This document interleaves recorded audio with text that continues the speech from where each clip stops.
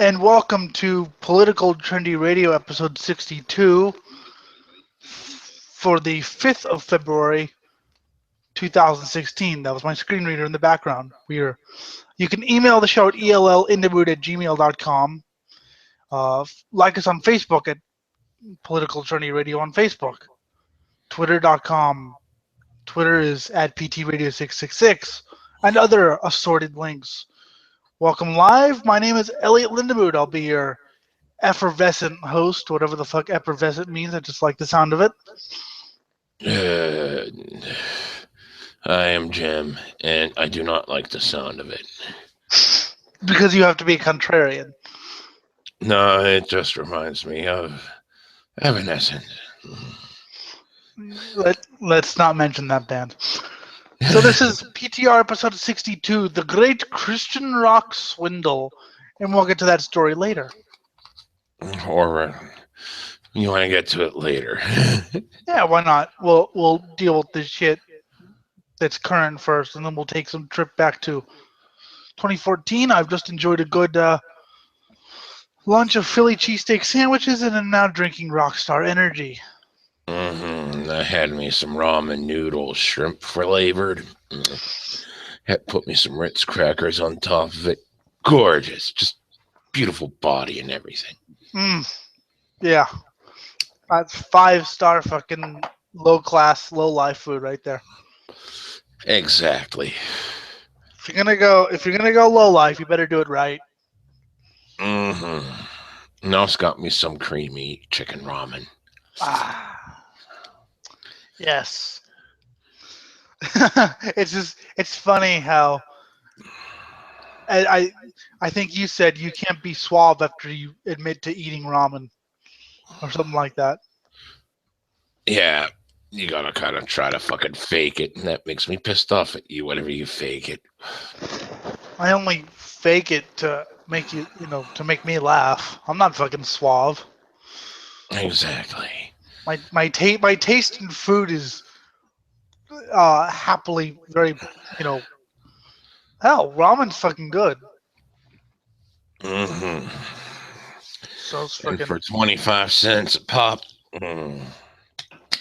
that's how I survived when I worked only at fucking McDonald's. macaroni and cheese and all that good shit. Up until I was able to afford a fucking dorm fridge for my apartment. Now I got a full fridge with a fucking big cooler freezer, so I got me some pizzas and all kinds of good shit. We got Philly cheesesteak sandwiches and fucking rock stars and fucking string cheese. Oh, it's all good. Fucking frozen foods. And the girlfriend's meatloaf is killer, man. I would call it vegetarian, but the base was actually meat. But there were a lot enough vegetables in it, so you got like all your fucking food groups right there. My food groups are chicken, pork, beef.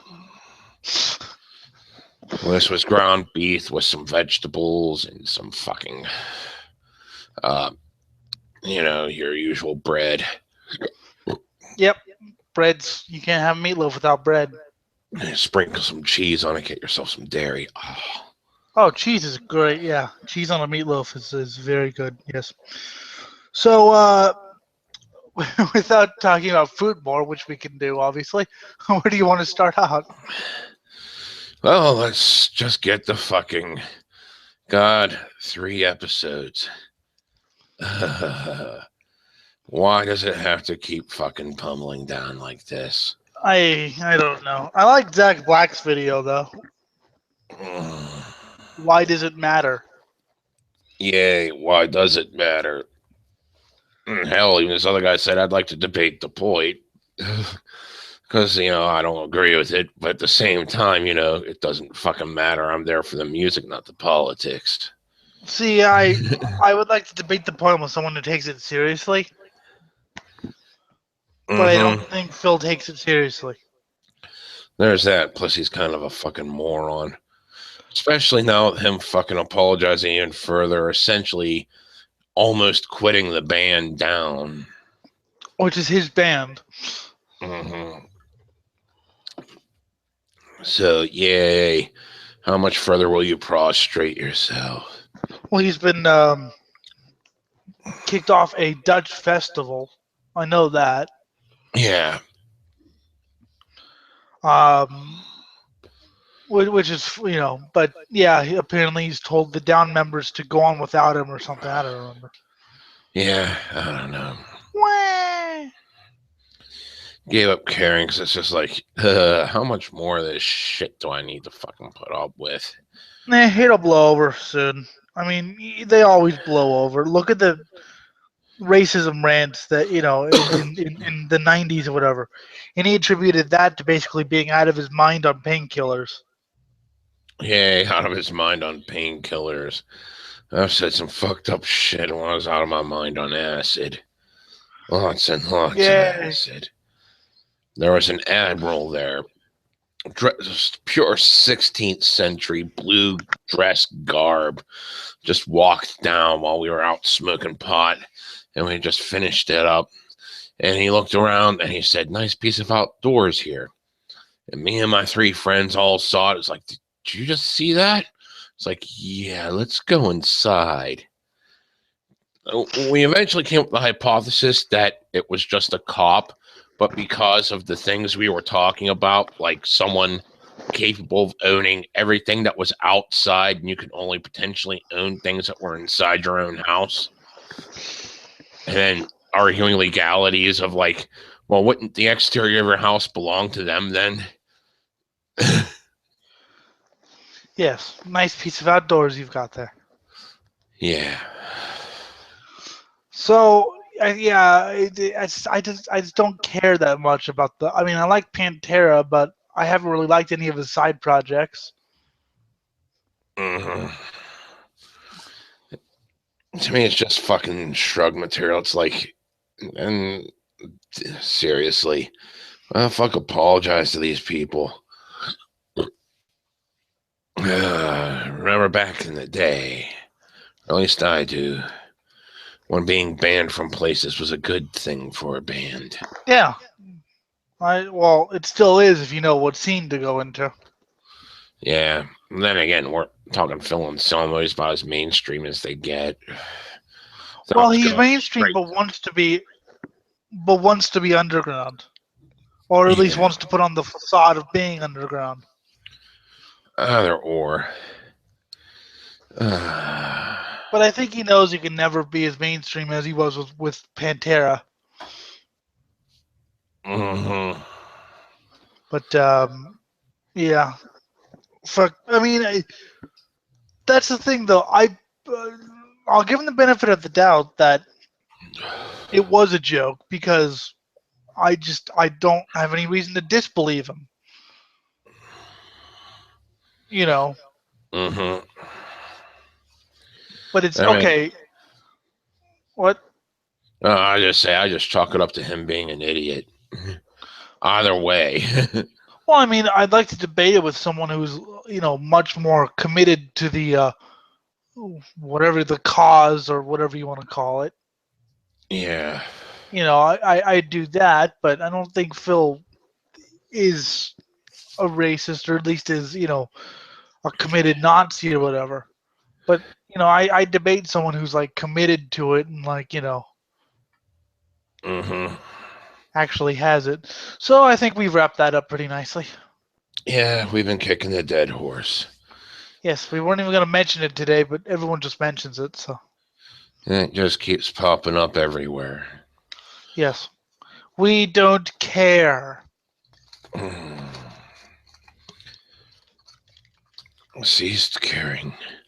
And let's see what else people should cease caring about. We'll dip into the past here.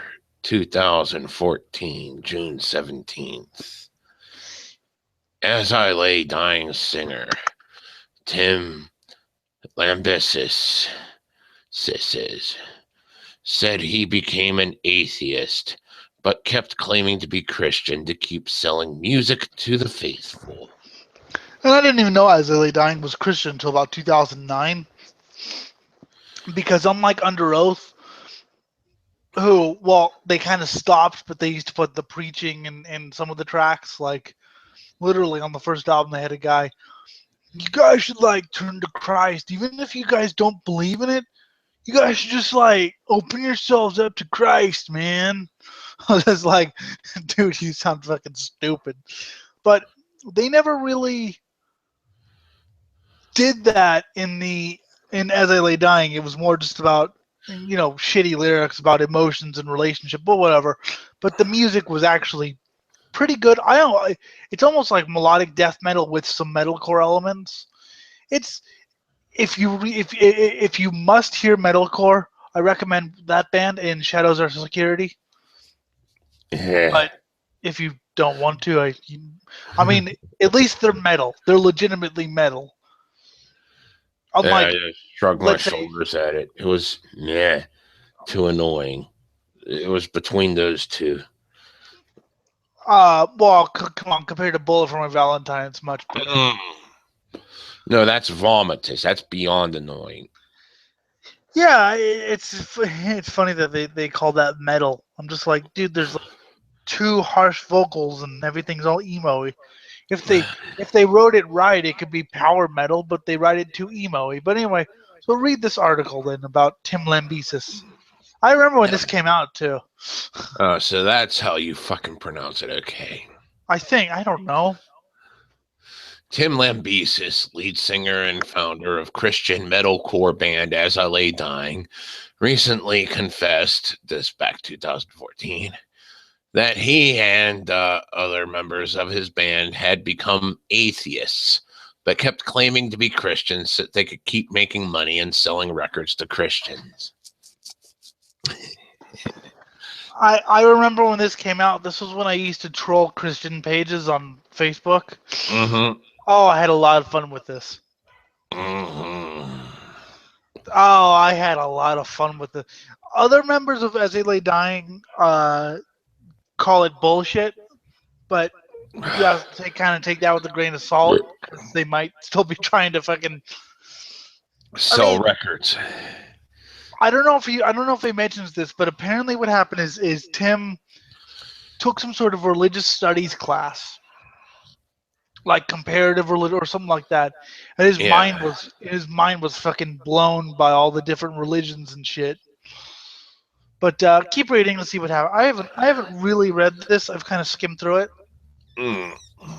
I mean, well, I haven't read it in about 3 years. So In a or 2 years. wide-ranging interview with Alternative Press shortly before That known. I guess alternative press is okay, but most of it's not as bad as Pitchfork, but still, it's pretty shit.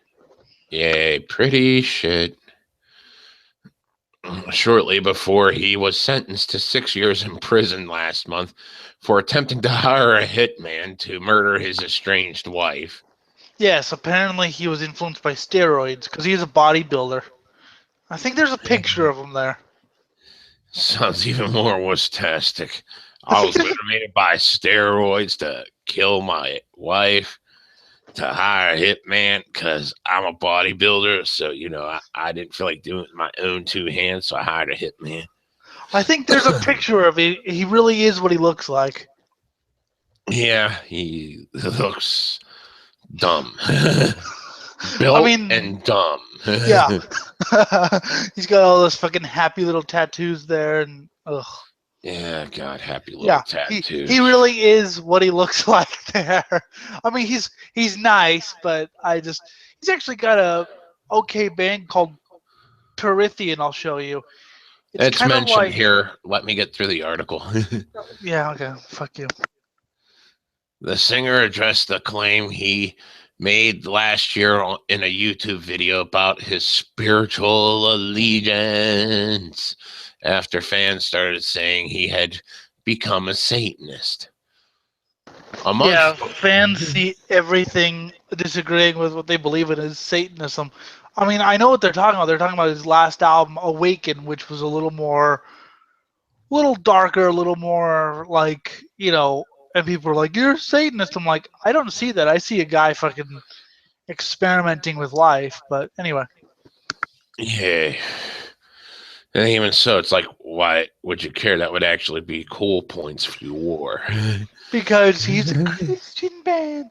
I mean, you'll notice, or well, you may not notice, but I noticed because I was a fan of this band and still listen to them, but I was like a okay fan of them. So I watched the documentary. They didn't really mention the Christian thing except for maybe one brief statement that yeah, we're all Christians. So, but I guess they're a little more what's it called? Vocal about it in the Christian press, but in the secular press, it's more just like yeah, whatever.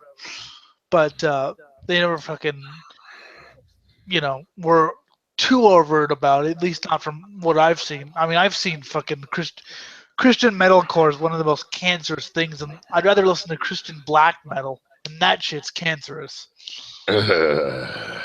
White or unblack metal, as they call it. Yeah. A month before your arrest, you posted a YouTube video addressing fans who felt your new side project, Pyretheon, was satanic. I remember watching the video at the time and noticing you never gave an easy answer. Of course not. I'm a Christian. You knew people thought of you as a Christian. Weren't you lying by omission? Asked AP's West Coast editor Ryan J. Downey of the singer in the interview.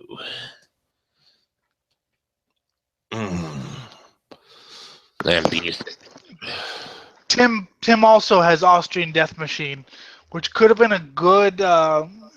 actually a good band if he just laid off the core vocals.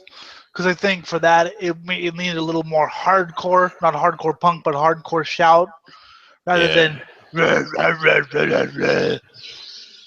fucking metalcore. Mm-hmm. Austrian Death Machine, blah, is actually fun as a joke. Every now and then it comes in as something fun, but it's not something I would really want to invest too much in.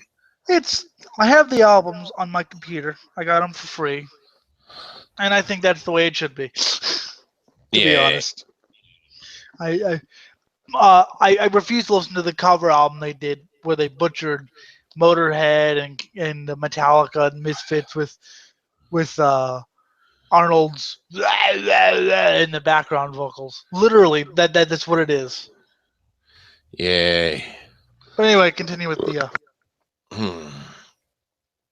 Lambesis responded, "Yes, if you say so. This is what I believe. You can count on this. If you believe the same things, I'm on your team." A lot of Christian parents said, "Yes, you can buy this As I Lay Dying CD because they're a Christian band. They don't even think to actually check the lyrics. So when you change your views, you kind of owed it to the fans, to be honest." Okay. Well, I mean, yeah, okay. I kind of get what he's saying about the whole Christian thing. I mean, I know people who used to, but they used to also claim that Burzum was actually a Christian band to try to get away with owning Burzum records, and then they got older and realized that they didn't fucking give a shit what their parents said. Yeah. I like that Burzum. It's a Christian band. Yeah, it's a Christian band. I didn't even try that shit with my parents. I came home one day from the mall with a fucking Cannibal Corpse Eaten Back to Life t-shirt. It's a Christian band. band. Looked at me. My mom just looked at me, shrugged her head, and I'm like, "What? You saw worse in the slaughterhouse?" It's like, "Yeah, but that was cows, not people. Cows, people. It meets meat." And then she just shrugged her head and walked off. That's funny. Cannibal Corpse, they're a Christian band. Yes. It's a literal something. I don't know. Anyway.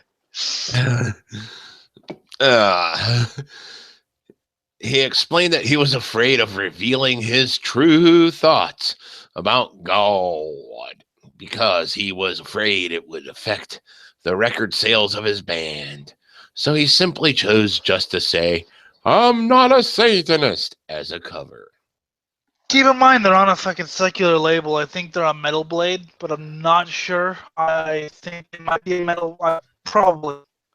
It's either Metal Blade or Nuclear Blast. I get those two confused for some odd reason. Because they fucking switch artists a lot. So he's on a secular label. You know, so it's not like anyone would give a shit. He is mostly fans who don't give a shit. You know, I guess a couple Christians, but I don't think he was ever that. I could be wrong because obviously I'm not in the Christian metal scene, Obviously. but I don't know if he was ever that big. Maybe okay, maybe he was because maybe it was accessible music. So It's definitely accessible to.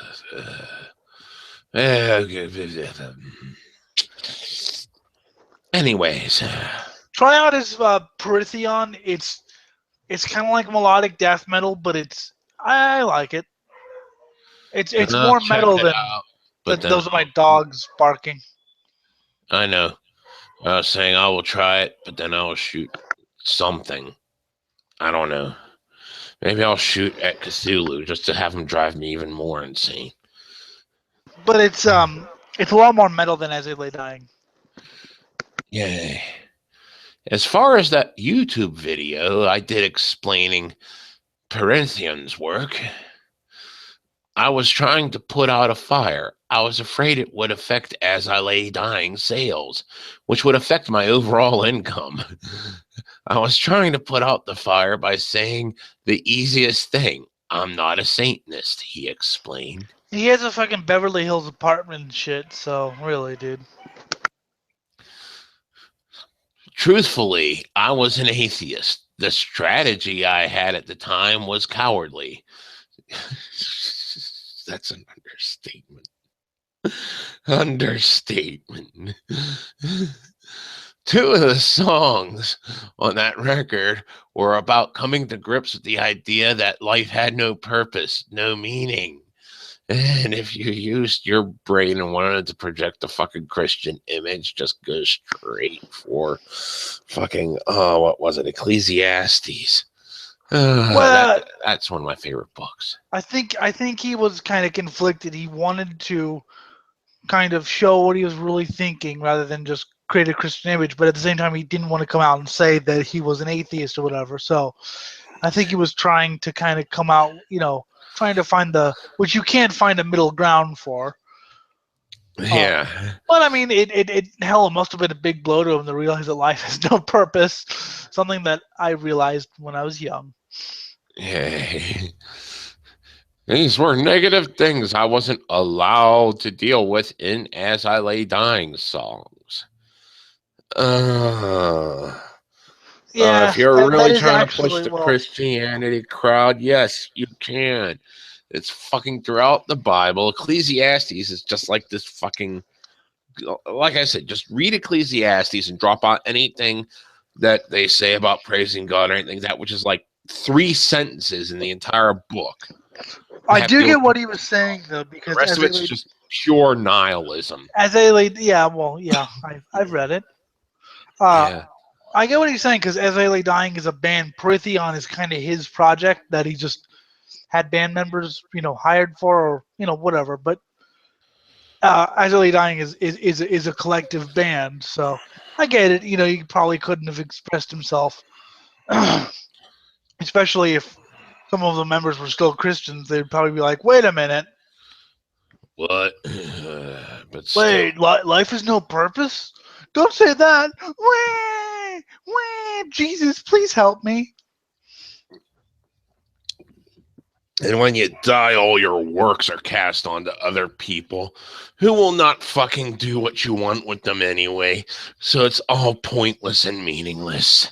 Yes, we've read it. We've read this. We've read that on the show. Yeah, we probably did. Yes. These were negative themes I wasn't allowed to deal with in As I Lay Dying songs. I thought making As I Lay Dying darker would be bad for my career. That was my thinking, he said. It actually would have been good to hear a darker type of music? Would they have ditched the core and gone full melodic death metal? That would actually be kind of interesting to hear, I think. Yeah, it would be That's from my interesting. point of view, but Maybe. I don't give a Like fuck I what you said, think. it might have gone from meh to actually, something that might have stood out a little. Who knows? I don't mind them, tell you the truth. I mean, Well, meh is something that's like, yeah, I'm not going to go out of my way to listen to it, but if it pops up, no, they're on as my long as it's fucking, not one of their fucking annoying songs. they're on my iPod, so fuck it. Well, my sister was into them for like a minute. Yeah. That's how I kind of heard them, and I thought it was good for I was like I was young, so I was still in the emo fucking scene, not really by choice, but it was the only music with screams that I could really hear. So when As I Lay Dying came home, it was heavier than most things that were allowed or whatever. So I was just like, ooh, this is good for my 12-year-old brain, Yeah. because I just yeah. This is your brain on fuck. Well, I was 12, so I couldn't just go down and buy Cannibal Corpse. So I had to just kind of make do with whatever I could get away with. And I could get away with Screamo and shit because it had screams and shit. But it wasn't talking about gore or whatever. So I kind of took that. And then when metalcore came, like Killswitch Engage, As Legally Dying, I was just like,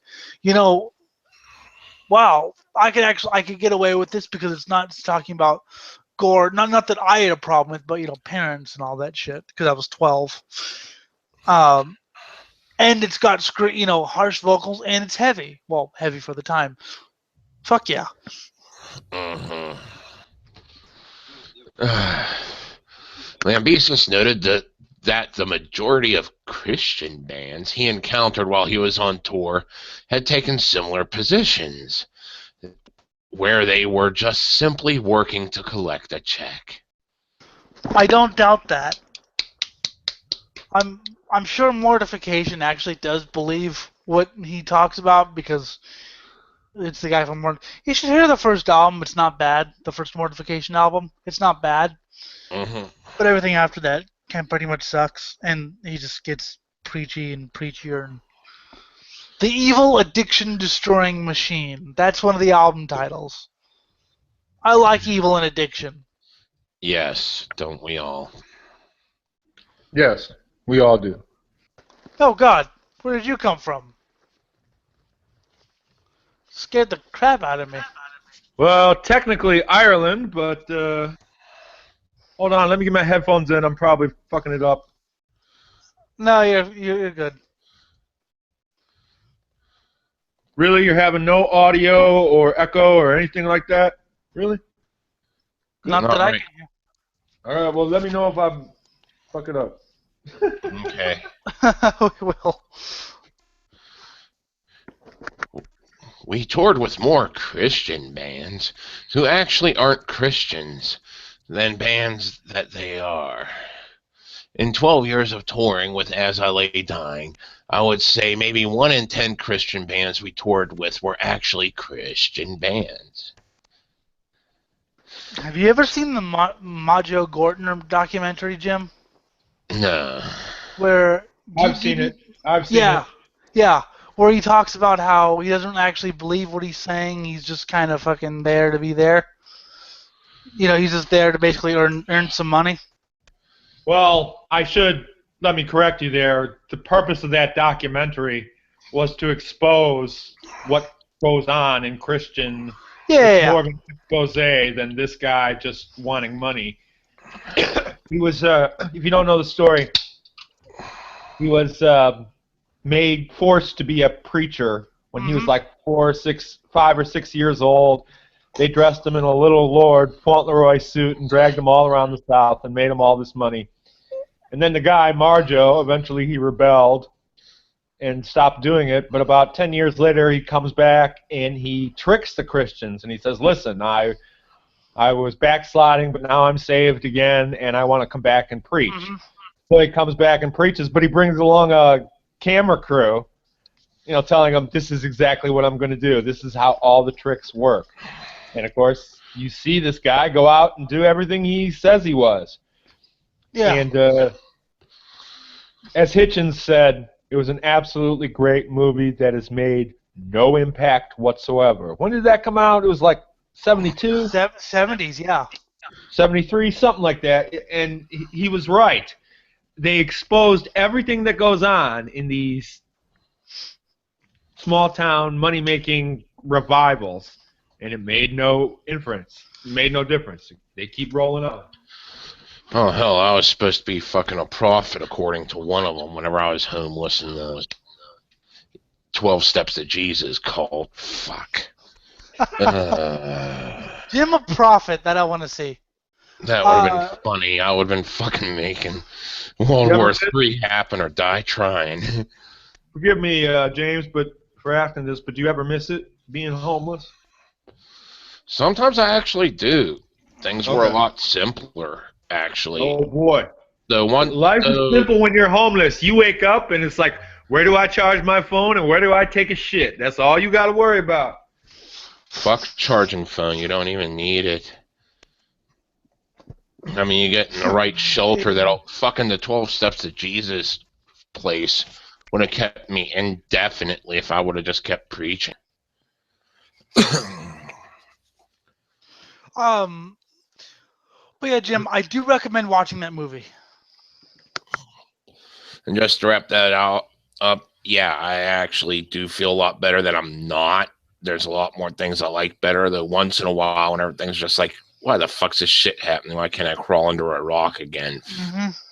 Sometimes it's like, yeah, that would have been nice, but then I wouldn't have worked myself up to where I'm at now. What I meant, by the way, is that he was doing the preaching for money, not the documentary for money. He basically fell on hard times. According to the story I heard, I guess he lied. I think he might have had audio problems or something. I don't know. But the story that I heard is that he needed the money to live, so he went out preaching, but got a documentary. And yeah, I recommend watching it. So it kind of ties in with what he's saying. And then he started in fucking biker movies and Star Crash, the Roger Corman Star Wars ripoff. Yay. So anyway, that just kind of came to my mind as soon as he said, you know.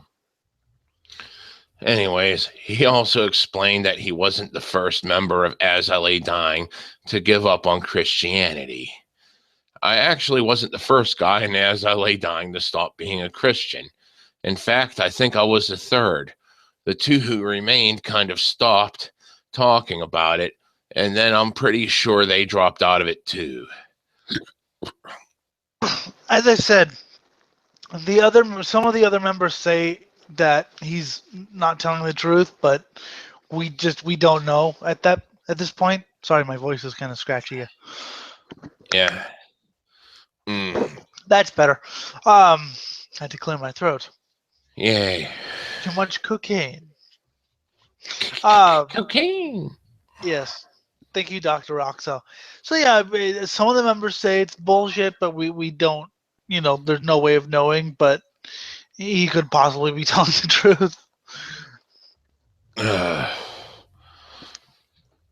We talked about whether to keep taking money from the Christian market. We had this bizarrely noble thing like, well, we're not passing along any bad ideas. We're just singing about real life stuff. Those kids need to hear about real life because they live in a bubble. He said after a while, the double life had become awkward. I remember one Christian festival where an interviewer wanted one of the guys in the band to share his testimony, and he just froze up and let one of the guys who was still a Christian at the time answer the question. We laughed about it afterwards, but we were only laughing because it was so awkward. My testimony is that I piss on your grave. Hallelujah. Did you have to do that bullshit? Yeah. Oh, there was Share this one guy. Yeah, my testimony. Where I came from, I did a lot of acid and blah, blah, blah, and blah, blah, blah. And You know, now What about I'm this one guy? saved. Well, this one guy would always walk around saying, God is good all the time, God is good. Okay. My voice is fucked up. It's all your fault, Jim. Yeah, it's all my fault. Yeah, I fucking saw that when I was trying to impress this girl who was like a hardcore Christian because I was not myself. Yeah. So yeah, then she was. Oh, I never claimed to be a Christian. I always said who I was, but she was like, "When you get saved, you can share your testimony." I was like, "What the fuck's a testimony?" And she's like, "It's how you got to be saved." I was like, "Okay, why?" Fucking, I'm never gonna be a fucking Christian. Well, just think about it. No. And then I came back to myself. That's good. When kids would want to pray with us after shows, I'd be like, go ahead and pray. I would just let them pray and say amen. If praying while I have my hand on their shoulder makes them feel better, I didn't want to take that away from them. When they would specifically ask me to pray for something, I'd say, I don't really like to pray out loud, but I'll take that with me to the bus, the singer said. That's a good way of getting around it. Hey, dear Satan, Father below, please give me an undead hoe. Yes. And that's about where this wraps up. And now he's in prison. Yay. I have a link to bandmate Nick Hippa if you want to hear his rebuttal. Or just general response. He doesn't agree. Yeah, he says that Lambesis is a sociopathic narcissist who deserves prison. Probably is a narcissist. Don't know if he's sociopathic. And I would have liked to see the direction Prithion would go in, so I don't think he deserves prison. See, I'm fucking selfish. I'll fucking bail people out of prison just to hear what new music they'd make. Yay, what new music they'd make. Jim. See, I know you killed 17 people and you're in prison, but you'd probably make some cool shows. So I'm gonna bail you out here.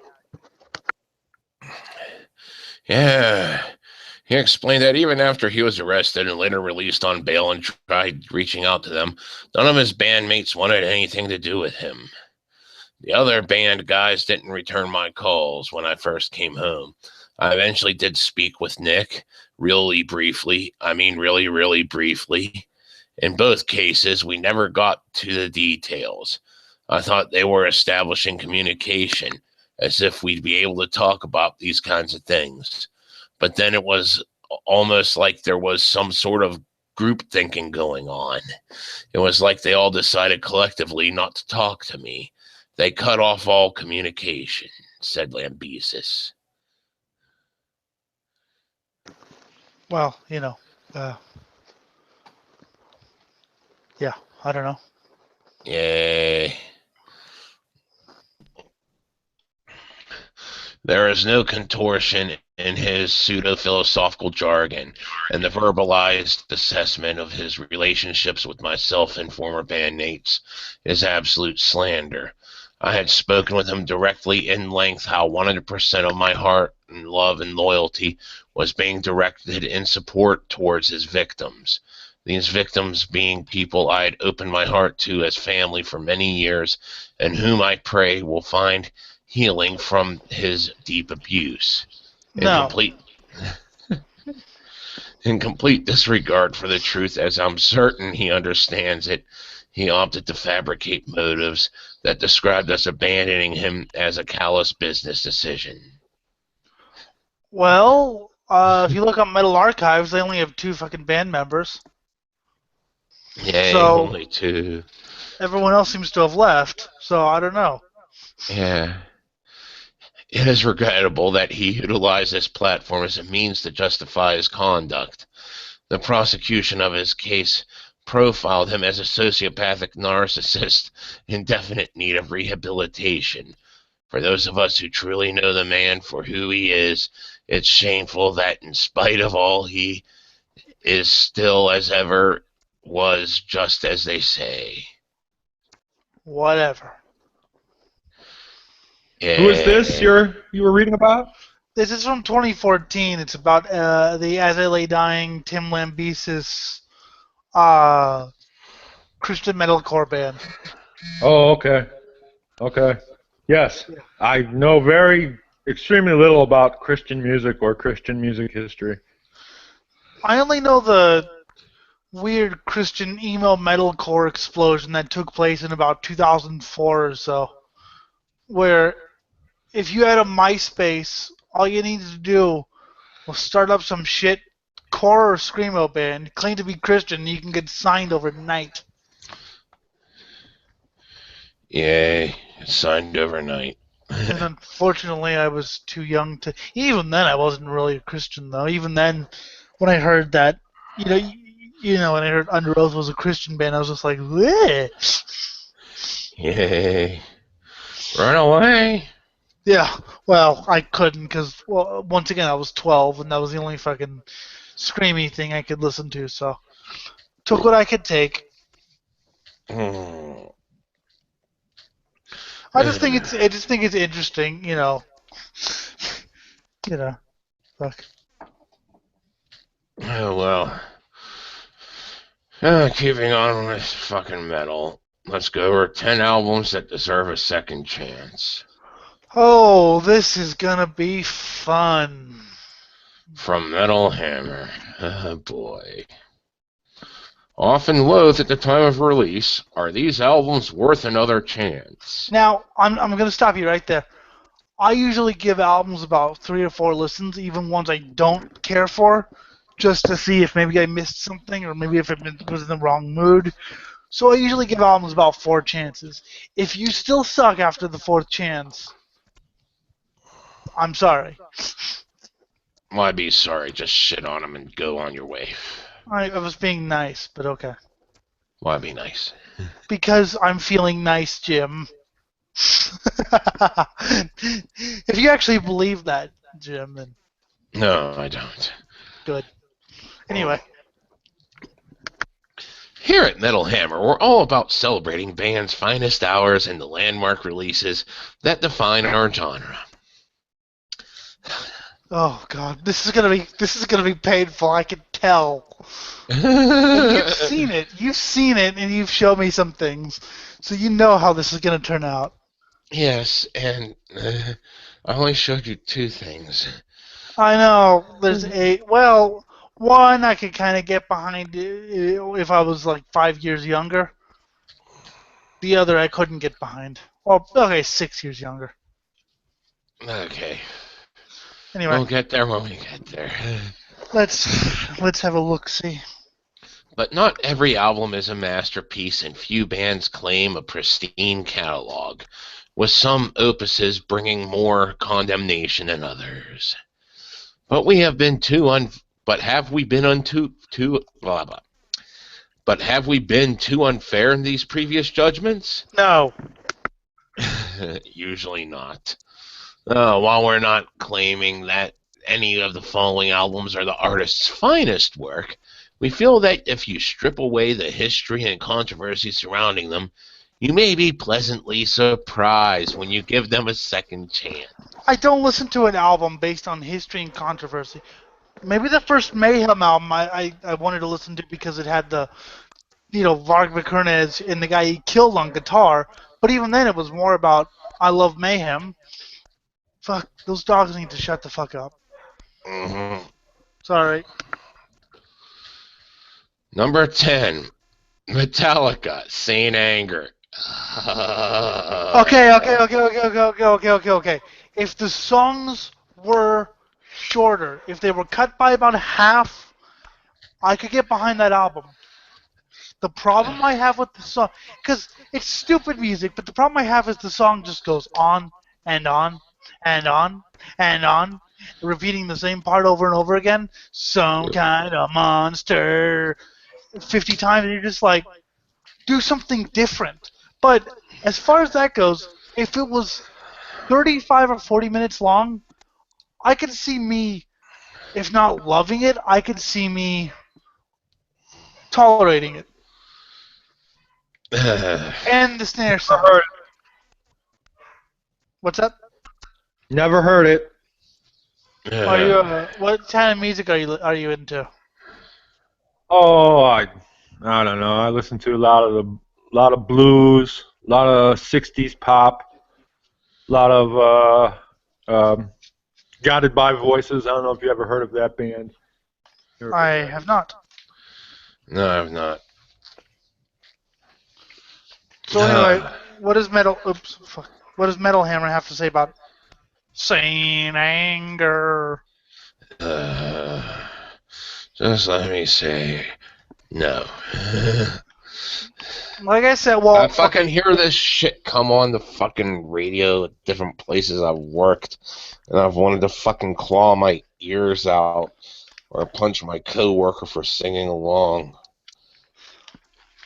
Fortunately, I don't go so far as to punch my coworker because I realize that results in job termination.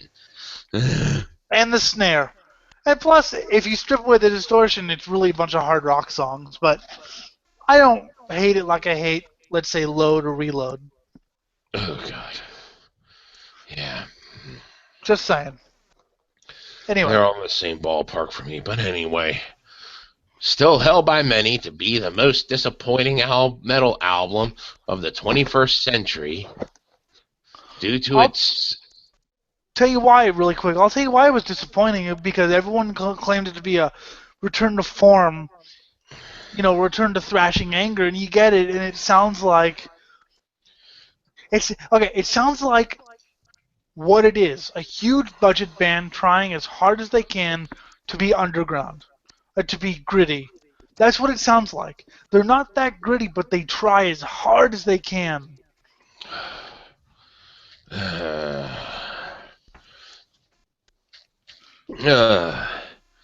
Well, this is until Lulu came along, due to its serrated edges, bloated songs, and lack of guitar solos, and a snare drum that sounds like an empty tin of miniature heroes. Bam! Oh, God, that fucking snare.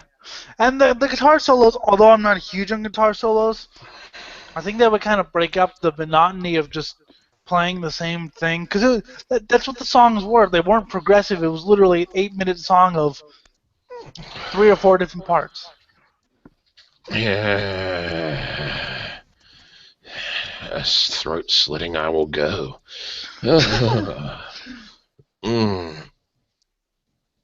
But on the back of the band's most tumultuous period, I can't fucking state that word. Tumultuous. There we go.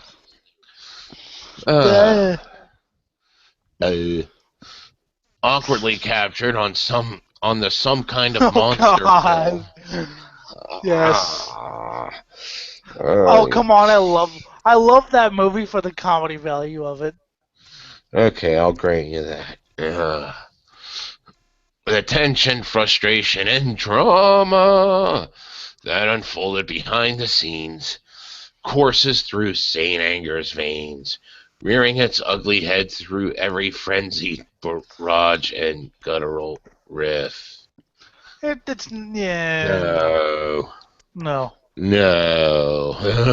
It sounds like a $1 million band trying as hard as they can to be garage, but not knowing how. And Some Kind of Monster is hilarious because it's a bunch of rich guys who have enough money to fucking retire and live in luxury for the rest of their lives, worrying and having cat fights about the band because you said you were gonna work from 12 to 4.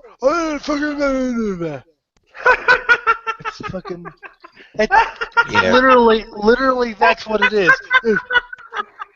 Fucking. I only want to work from 12 to 4, and you're not allowed to listen to anything after I'm gone. Fucking. They had to hire a band therapist to come in, and it's like, dude, if it gets that bad with whatever band I'm in at the time, I'm believing. Are y'all musicians? Y'all played in bands and stuff? I have in the past and want to in the future. Me too. Me too. Back when I was a kid. Not anymore. Fuck, it's been ages since I picked up my bass, and I bought it just a few years ago. You should pick it up, man. We got a band right here. We got a band going right here. How about this guy, this ostrich, Patrick? Can you play drums? We got a band. I was more of like the roadie guy, man. Okay. Oh, wow. We need one of those. Okay, I drove, strap things together. I can supply drugs. I used to play drugs, too. I'll be on grindcore vocals and grindcore mandolin. Yay, mandolin. Oh, here's one for y'all. Forgive me if I sound like I'm name dropping or a jerk, but I have a friend who's in the band Mephistopheles, and they're on the Warped Tour, back in the day. And I'm his friend. I get to go backstage, after the show with the guys in Mephistopheles. I'm on the list, and so I go back there, and I'm hanging out with the Warped Tour, and I'm on the bus with Mephistopheles, and they're like, I'm like, well, where's the weed? It's like, oh, well, we don't have any. I'm like, what the fuck? Some fucking rock stars you are. I am backstage at the Warped Tour and I can't get any weed? Are you fucking joking me? And they're like, oh, no. Well, could you go get us some, Blue? You go out there and talk to somebody? They're all shy. And I was like, what the fuck, man? I'm doing the same job here at the Warped Tour as I do at home, getting people weed. You find out your heroes are pussies and can't find their own fucking weed, man. I went backstage at the Warped Tour in about 2006. They just played and they're shy. I went backstage at the Warped Tour in about 2006, and it was literally a dirt patch with just nothing. But anyway, continue your thing, Jim. No, that's exactly what it was. It's just a bunch of dirt with some buses around it. That's all it is. And a couch with someone. They gave me. What else is saying? They gave me some money. I went out and I found some weed and brought it back to them. Sweet. What else is on this list, Jim? Just to finish up the last part of it. No, it'll never be Master of Puppets 2, but over a decade on, maybe it's time for you to reassess this most scorned of albums. No, I gave it another listen when I was trying to review it with Bishop I'd say about a year ago, and I say it's 75 minutes long. Far too long. Okay, let me ask you guys this. You seem like you know a lot about metal. Yes. Okay. What album, or is there an album? Is there a playlist? What's the best and most exemplary of metal? If you want to say, well, here, not what, including what you think's the best, but what also is the best introduction to metal. What should I listen to? What genre do you want? Well, what am I supposed to say? Doom metal or speed metal or death metal? No. Just metal. What metal? I want to hear metal. What do I listen to? The thing about metal is it's so broad. It ranges from everything from Black Sabbath to Artery Eruption. But if you want an introduction, Vile by Cannibal Corpse, Jim? Yeah, that's a good one for death metal.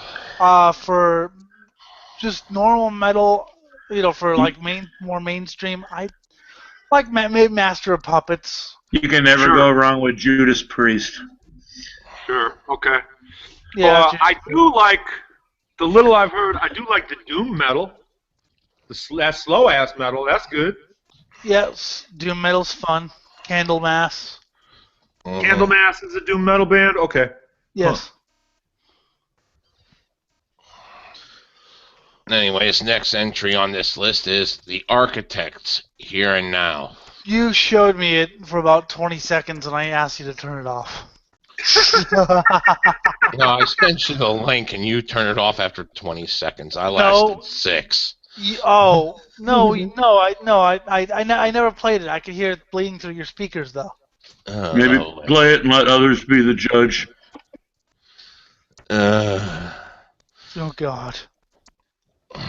Well, here, if you open up the chat, here's the link. You could go listen to it Just be sure to mute yourself when you do, because I do not wish to listen to it. No, I'm not saying it doesn't suck, but when people say things like best metal, right? It's like, personally myself, I like hair metal. I was into the glam metal, hair metal, 80s thing. Do you like Pantera? No. You don't like? Wait, how can you like glam? I don't go that way in metal. I'm in like Motley Crue, Rat. Wait, whoa, stop. How do you like glam metal but not like Pantera? Hair metal. It's Magic, not. Ride My Rocket. Who's been your latest lover? Taste to taste. It's individual and unique. I don't. Yeah, but it's just band I don't like. I don't care for it. The joke is because obviously you don't get the joke. Pantera used to be a glam metal band back in the 1980s. I never knew that. I mean, I wouldn't call them glam metal. I defer to your knowledge, but I didn't think they were.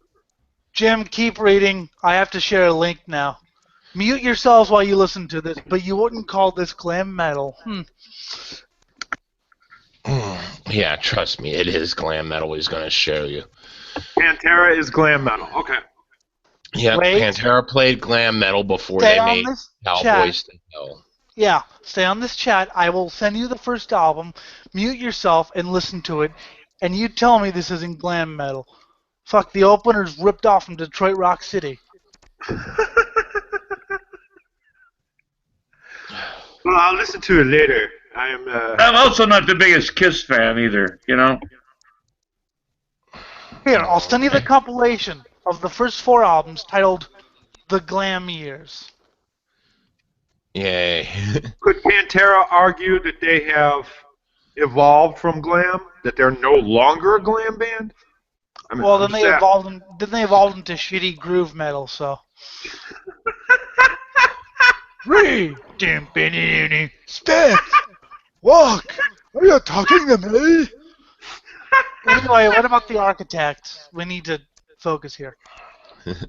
Such was the drastic departure and disappointment of the successor to the thunderous juggernaut of Hollow Crown, that both fans and band have all but disowned it. Though lacking the tech metal crunch they've now made their own, as a standalone record, the Here and Now still possesses merit. The song I played I couldn't get past for a few seconds, but okay, whatever. I'll check out their death metal, apparently. Yeah. From the melodic hardcore bounce of day in, day out, and delete, rewind, to the poignant honesty of an open letter to myself. Maybe skip the malign ballad Heartburn, though. And that was that one.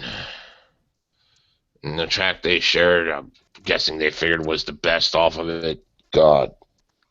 If it's the best, I don't want to hear the worst. Yeah. Next one is Machine Head, The Burning Red. No! God. No. That's good. I'm sorry. That's going too far. Okay, first I'm gonna post this link, then I have to rant. Okay. Was it the music, Rob Flynn rapping? Here is Metal Magic, the first album by Pantera. There. Okay, now for the rant. I can take Burn My Eyes. Okay? It's a decent groove metal album. It's not great, but it's decent, as Scott said. The More Things Change was okay. But when Soulfly's first album, or Roots by Sepultura, sounds amazing in comparison to the Burning Red or Supercharger, you know you've got a fucking problem. Yeah. Fuck. Okay, read this while I vomit. And by the way, Flynn rationalized the album. Sorry. Flynn rationalized the album well, I rap like once, but every other song I'm screaming my fucking soul out, man. It's like, no, and if you look at the album photos, apparently he looks like a fucking hipster. And Yeah, and it was you've seen, and it's hilarious listening to the Blood, Sweat and Tears live. Yeah. The song's called The Blood, the Sweat, the Beers. Anyway, read the fucking thing. Was it the music, Rob Flynn rapping, or the spiky hair and red tracksuits that caused such outrage back in 1999? I think it was the music. I think it was. I mean, Rob rapping was probably the least bad vocal style because he did these pseudo half scream bitch new metal vocals. You know the kind I'm talking about, right? The kind of tracksuits killed metal. Yes, and then he did those whisper vocals, and then even today, if you look on Metal Archives, there's a great review by one of my favorite reviewers, Napalm Saden, that pretty much describes the album in full. Anyway, keep reading. I'm trying to keep my sandwiches down here. Whatever you think of the latter, the fact that several of this album's tracks are going down a storm on Machine Head's current and Evening With shows at that Burning Red still holds its own among their formal discography. Well, I guess it does because everything else fucking sucks too. I mean, the best they ever did was Burn My Eyes, which was okay. The Blackening was overlong and pretentious. Think groove metal mixed with orchestra or some shit. I don't know. And everything else after that was fucking bad. So I guess it kind of Machine has never been a good band. At best, they were an okay to good band. They've never been a great band. Yeah, no. Anyways, next entry. Iron Maiden, The X Factor. And this is one I actually agree with. Don't mind this. I like Iron Maiden, man. Be careful. I actually don't mind the X Factor of Virtual. I think it's a bit overlong sometimes, but as far as the albums go, I didn't mind them, to tell you the honest truth. And I like Blaze Bailey's. Obviously, I like Bruce Dickinson, but I like his new approach to the vocals. Yeah, I liked it back in the day. Still like it now. You know. Good, because I was kind of worried you. I was like, dude, fuck you. No, I was telling you there was like one I agree with here so far that I skimmed through. I didn't go through the whole thing yet. I haven't really found an Iron Maiden album that I didn't like. I found some that I didn't love, but the worst album they did is still an album I could listen to. Same here. History hasn't been kind to the Blaze Bailey Maiden years, especially since Bruce Dickinson's return has seen the band go from strength to strength. However, Blaze's first outing with the Irons produced a number of underrated gems, such as the epic Sign of the Cross and the strident Lord of the Flies. What about Man on the Edge? That was a good one, too. Still getting... Yes, it was. Still getting outings after Bruce rejoined. I love that song on there. I especially love the movie that they took it from. I like the different approach that they took to vocals, a little more kind of down to earth, a little more emotion. You know, not to say Dickinson wasn't, but you know, it's a different type of vocal. It was different. And I could see people's complaints with it, but at the same time, I don't know. It's just it sits well with me. I don't really even get what the fucking complaints are about with it. Unlike Dead Sandwich, right? I mean, the only complaint I could actually stand is that it's not the Maiden you were used to growing up. The songs are a bit long, and it's sometimes a little bit jarring. But even then, I'm just like, I don't care. Well, when bands have a formula, people like to complain. Oh, it's the same album, But when bands change their formula, you get a lot of people that go, man, why don't they do the same thing again? You know, so Here's the thing, though. Does Maiden really have a formula? I mean, yeah, they do, as in they have Maiden's formula was Bruce Dickinson before Bruce Dickinson was the singer, and the band knew it, and so did Bruce Dickinson. That's why they pretty much shoved that first guy out of the band. Even though Killers is my favorite Iron Maiden album. Yeah. There's a song about Wrathchild. Wrathchild. I still think there should be some sort of, I don't know, retribution for, what was it? Paul Di'Anno and Blaze Bayley, really. No, Jethro Tull getting the Grammy for Best Metal Band. I will never get over that, I swear. Yeah, that's not good. For one, which, yeah. Jethro Tull. My brother was a Jethro Tull fan, right? And he was excited about that. He goes, "See, I told you Jethro Tull was metal." I said, the guy plays a fucking flute, man. Shut up. Well, you can make flutes metal if you try, but they just can't. Like folk metal or something like that. But yeah, that's what it was, But I just don't. But anyway. But Maiden does have a formula, as in you can tell it's Maiden, but then again, that formula is open to a lot of experimentation, as Jim knows, with longer songs, and so. But I like it. Sometimes the track gets a bit long, but, it's still listenable, especially if you're fucking trashed, and it's just like, yeah. I gotta hear that album again after this. It's a good one. I think I'll do the same. I think yes. Next one. Kill Switch Engage. Kill Switch Engage. I like Alive or Just Breathing because I think that was kind of the blueprint for the modern metalcore scene.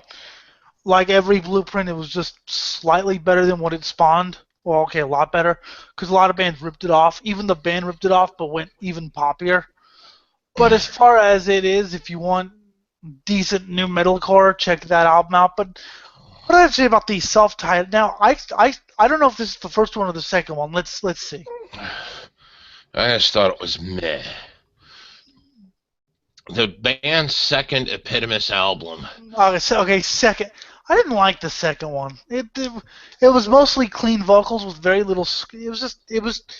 I didn't like the second singer fronted era. I can't remember what his name is now, but yeah, I didn't like the second singer. My friend did, but I always liked the first guy. Anyways, it always had a tough job following up Kill Switch's flawless run of records from their debut onwards.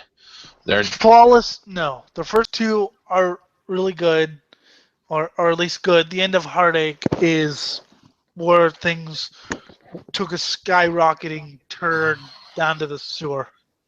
Yeah, not the good part. Their darkest effort to date, the undercurrent of melancholy. No. Yeah. Their undercurrent of melancholy culminates in the final 1-2 of Lost and This Is Goodbye, crowning an unsung opus that still towers over the majority of metalcore bands you care to mention. Well, yeah, but do they really have to try that hard to do that? I could tower over most metalcore bands just by sitting here and going la la la la la for 3 hours straight. Yeah, that's a good assessment there.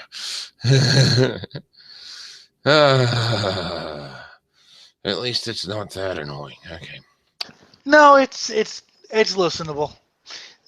If you're being tortured, I recommend Killswitch Engage. Like, okay, if you're being tortured and they said, "Look, Jim, either listen to metalcore or die," okay, I'd say Killswitch Engage or As I Lay Dying. Yeah, I'd be tempted with death, but okay, we'll go that route.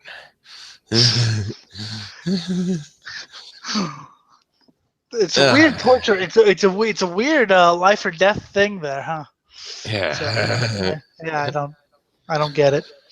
Guy's a bit crazy. Anyway, next. Next entry is Trivium, the Crusade. Fuck Trivium. Yeah. I saw them live. I saw them live at the Mayhem Festival. Oh my god. It was awful. Yes, I know. They try to be heavy metal and metalcore at the same time. And failing at both. It doesn't work. Well, now they don't even scream anymore. Now it's just, some bad attempt at heavy metal. Oh.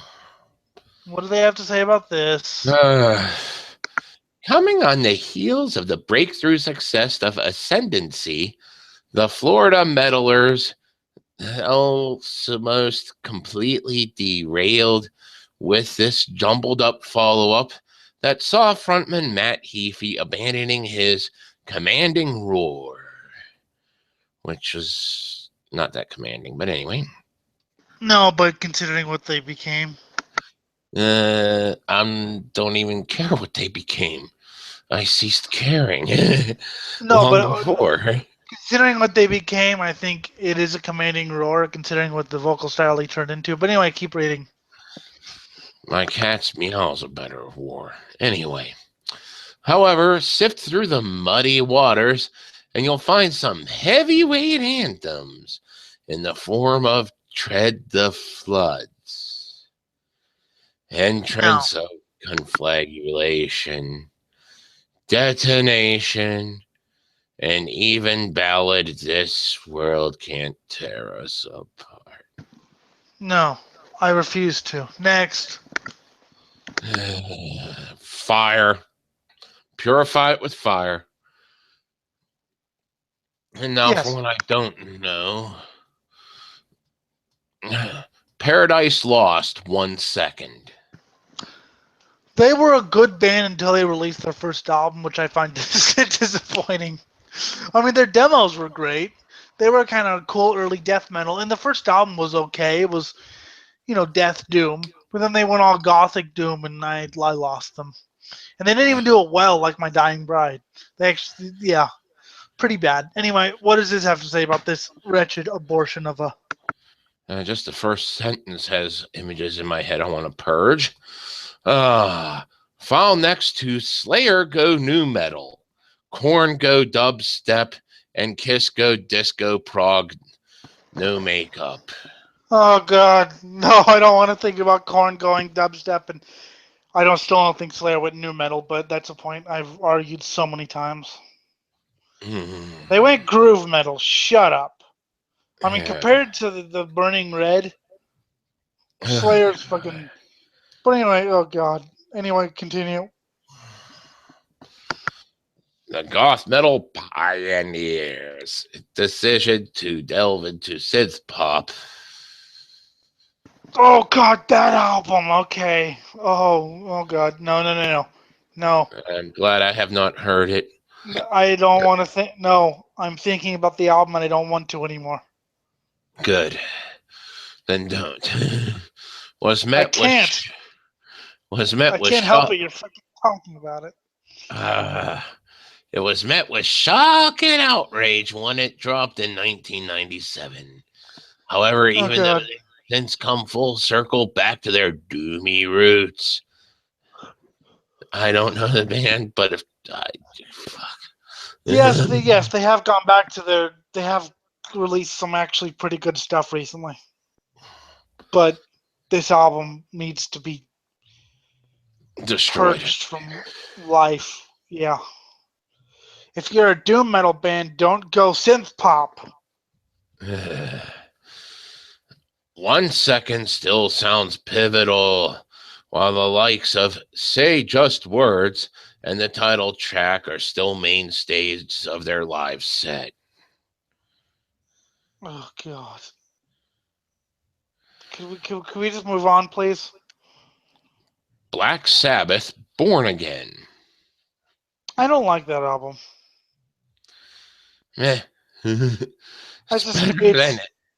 It's better than a lot of things on this list. It's not, but it's not my kind of thing.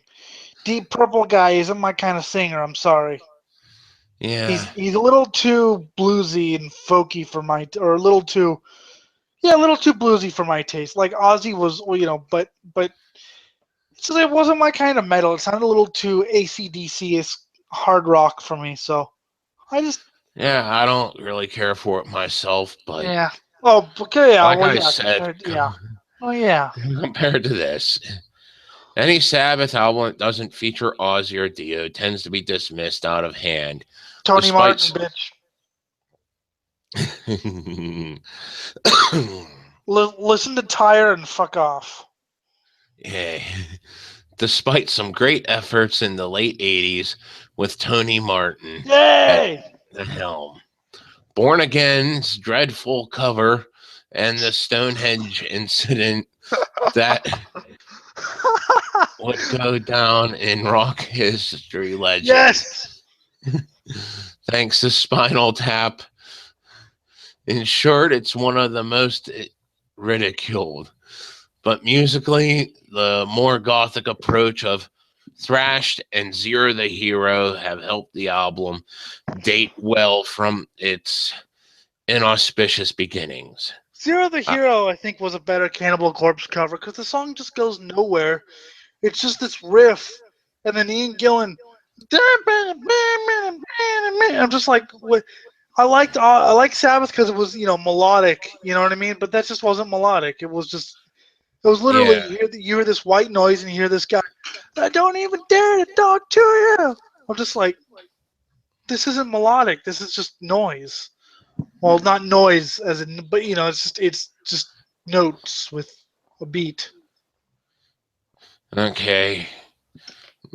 One band that annoyed me whenever my friends played it, because it was fucking everywhere, even though it was just meh, average. What is it? Back in the day, I don't know what the fucking album sounds like, so I never invested in them. The band's name is Fear Factory, with the album Archetype. Fear Factory were once a good band. Very, very early on. And this album was not early on. I'm just going to put it that way. Like I said, my friends played it to death, and that's what annoyed me from it, but it was at least, okay.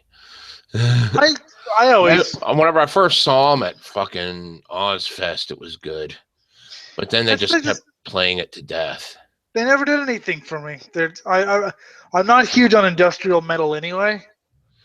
So I kind of like industrial, but at the same time, there are certain things where I'm like, ugh.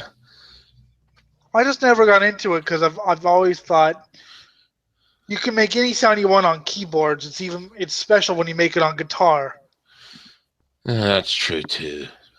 But what do they have to say about Archetype? I don't think I remember this album actually. The Dino Cazares less years have been, in other words, without him. Yeah, I know. Roundly overlooked since Burton C. Bell reunited with his friend. Yeah. He gets pissy on Facebook if you mention that. Yay. But while Transgression was patchy at best, its predecessor was a muscular assault filled with some of Fear Factory's biggest and most belligerent moments. If you're not stirred by the towering title track of Cyber Waste's incendiary assault, you may need to get your ears rewired. Yeah, it's okay. I just never cared for them. I mean, the early shit was really good when they were more industrial death metal, but... I'm just... the last one. Oh, God. Here we go. Morbid Angel, Illidivin Divinum Insanus. Make them scream, we're too extreme. Oh, God. No. Oh, fuck. Oh, fuck. No. No. And I gave this thing a listen. And I gave this thing a fucking listen last month because it's for. I gave this thing a full listen last month just to see. Maybe I was wrong. The death metal tracks are weak, but at least they're listenable. Blades for Baal, Beauty Meets Beast, and Nevermore. At least they're listenable, but David Vincent still can't do death growls anymore. He sounds too hardcore. Oh god! But then the rest, it's either arena rock or Destructos. Oh fuck no! Or radical. I want to burn. Fucking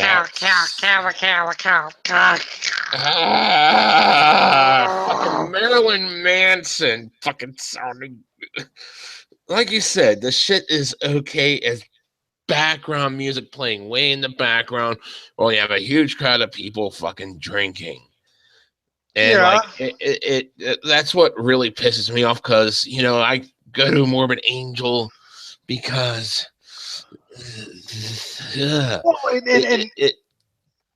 and this is it had soul. It fucking made you feel the entropy and fucking hatred, and it gave you this fucking sense of something very spiritual.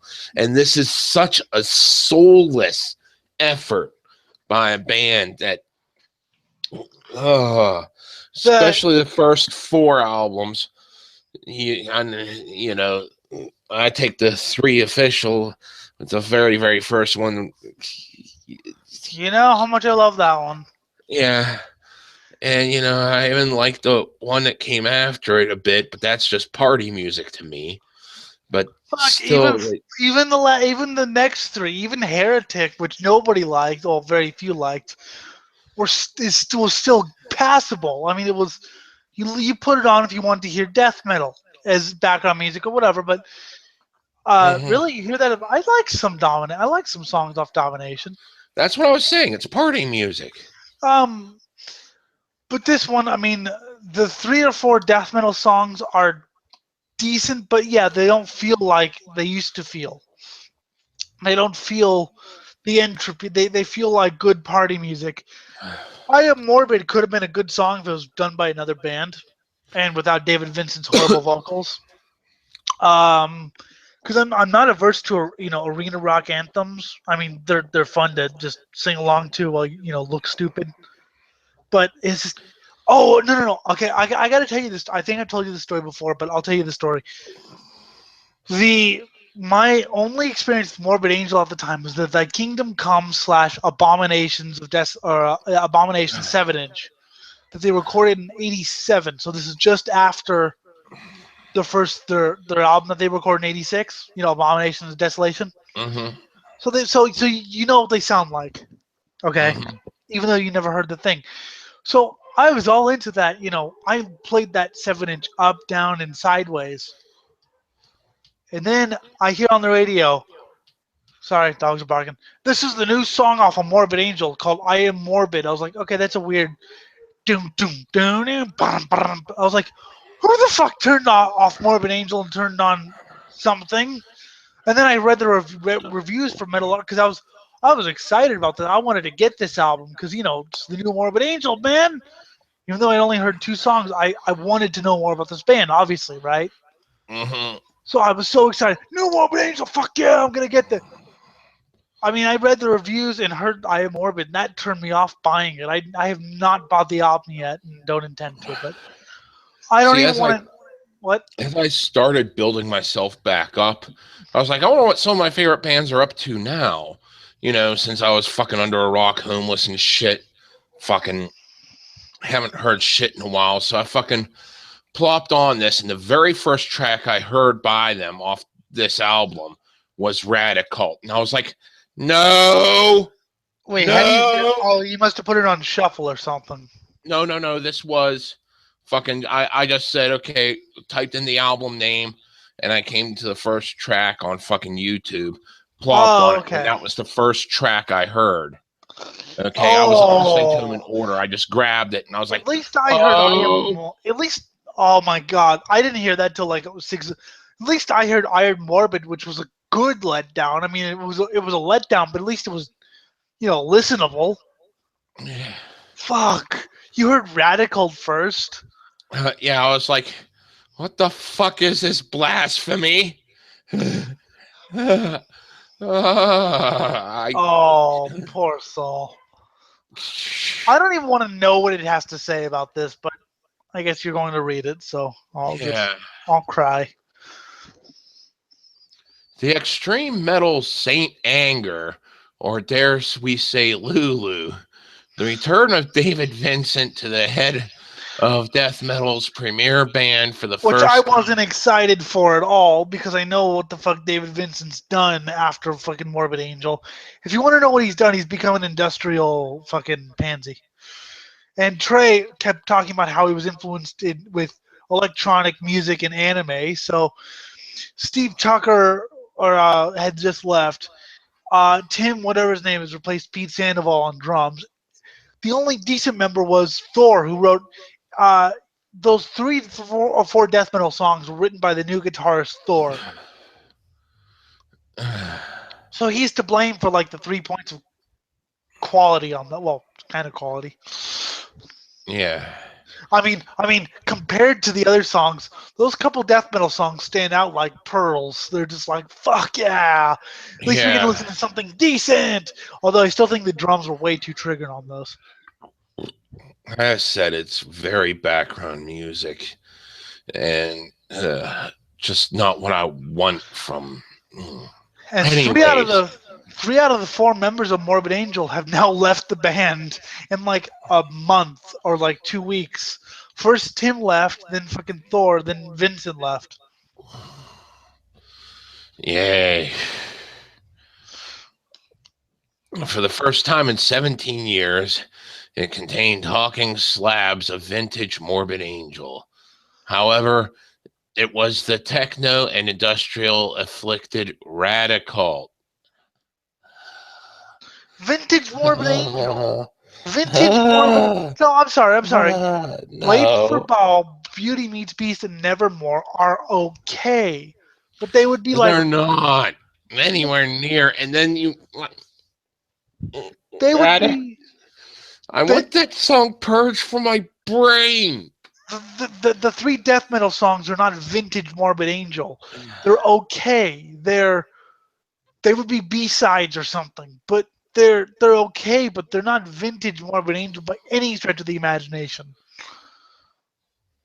And Too Extreme. I'll tell you what's worse than Radical, Too Extreme, because that was the first song I heard off the album after I Am Morbid. Fuck. Too Extreme and Destructo versus the World. No, I can't. No.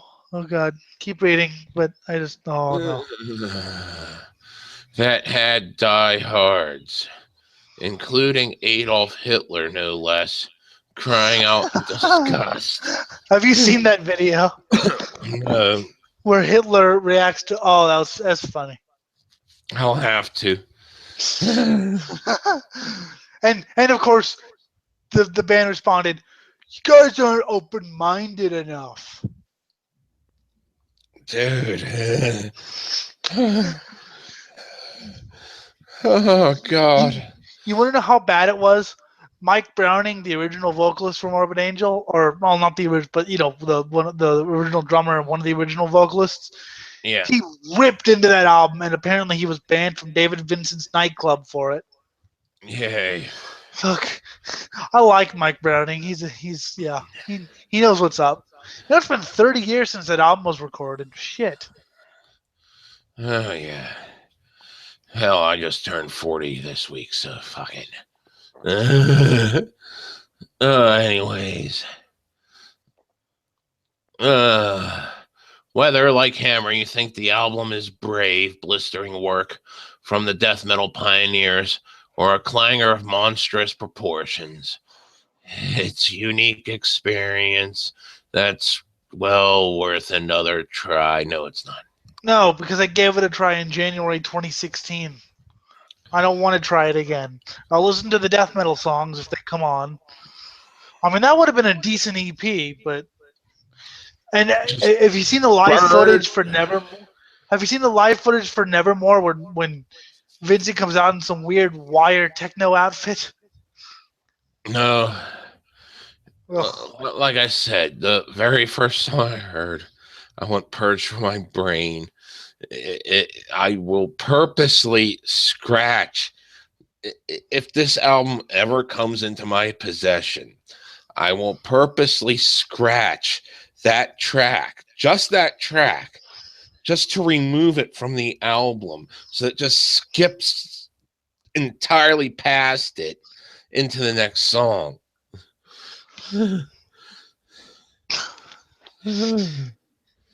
And by the way, they weren't really. I mean, they're one of the first bands, but they maybe they were death metal pioneers, but there are a lot of other bands who were death metal pioneers. Oh, these were gods. And just to hear Radical is how far they fell. And I mean, compared to like Cannibal Corpse, who released Torture the next year, which was decent. It wasn't amazing, but it was decent. And then to hear Suffocation and all these awesome mainstays of death metal releasing good to great albums over the next couple of years, it's just like wow.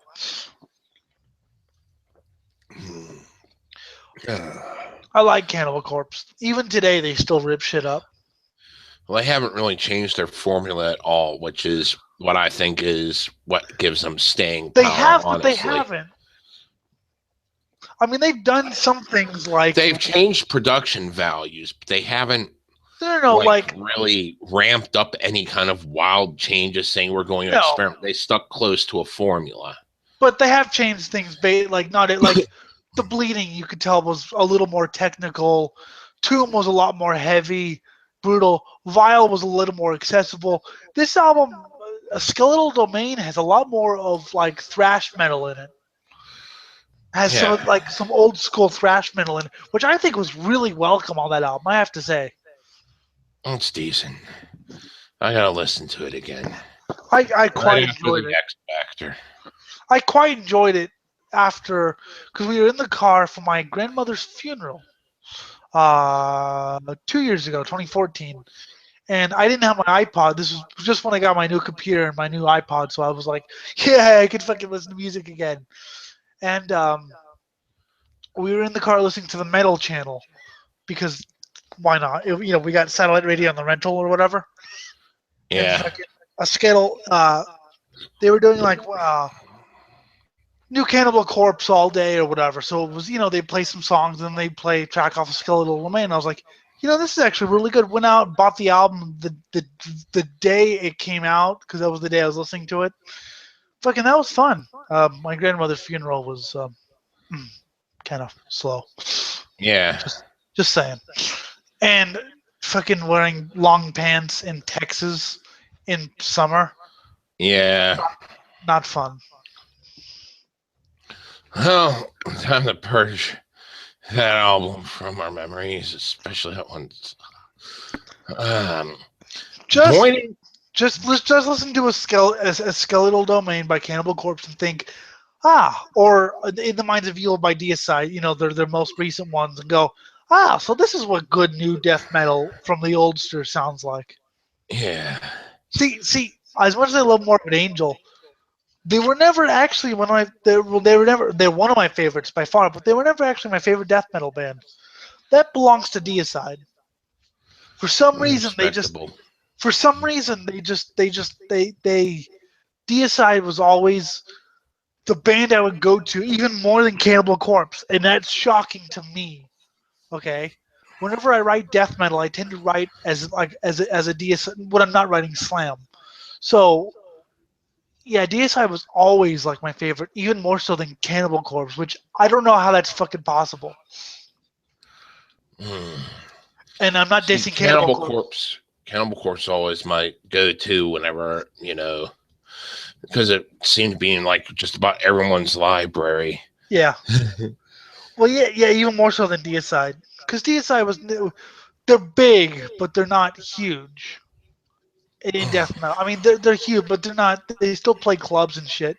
So the Cannibal Corpse. I mean, the biggest death metal band is still pretty small when you think about it. Even Cannibal Corpse and Morbid Angel. Still, but for some reason, I mean, you know how much of a Corpse fan I am.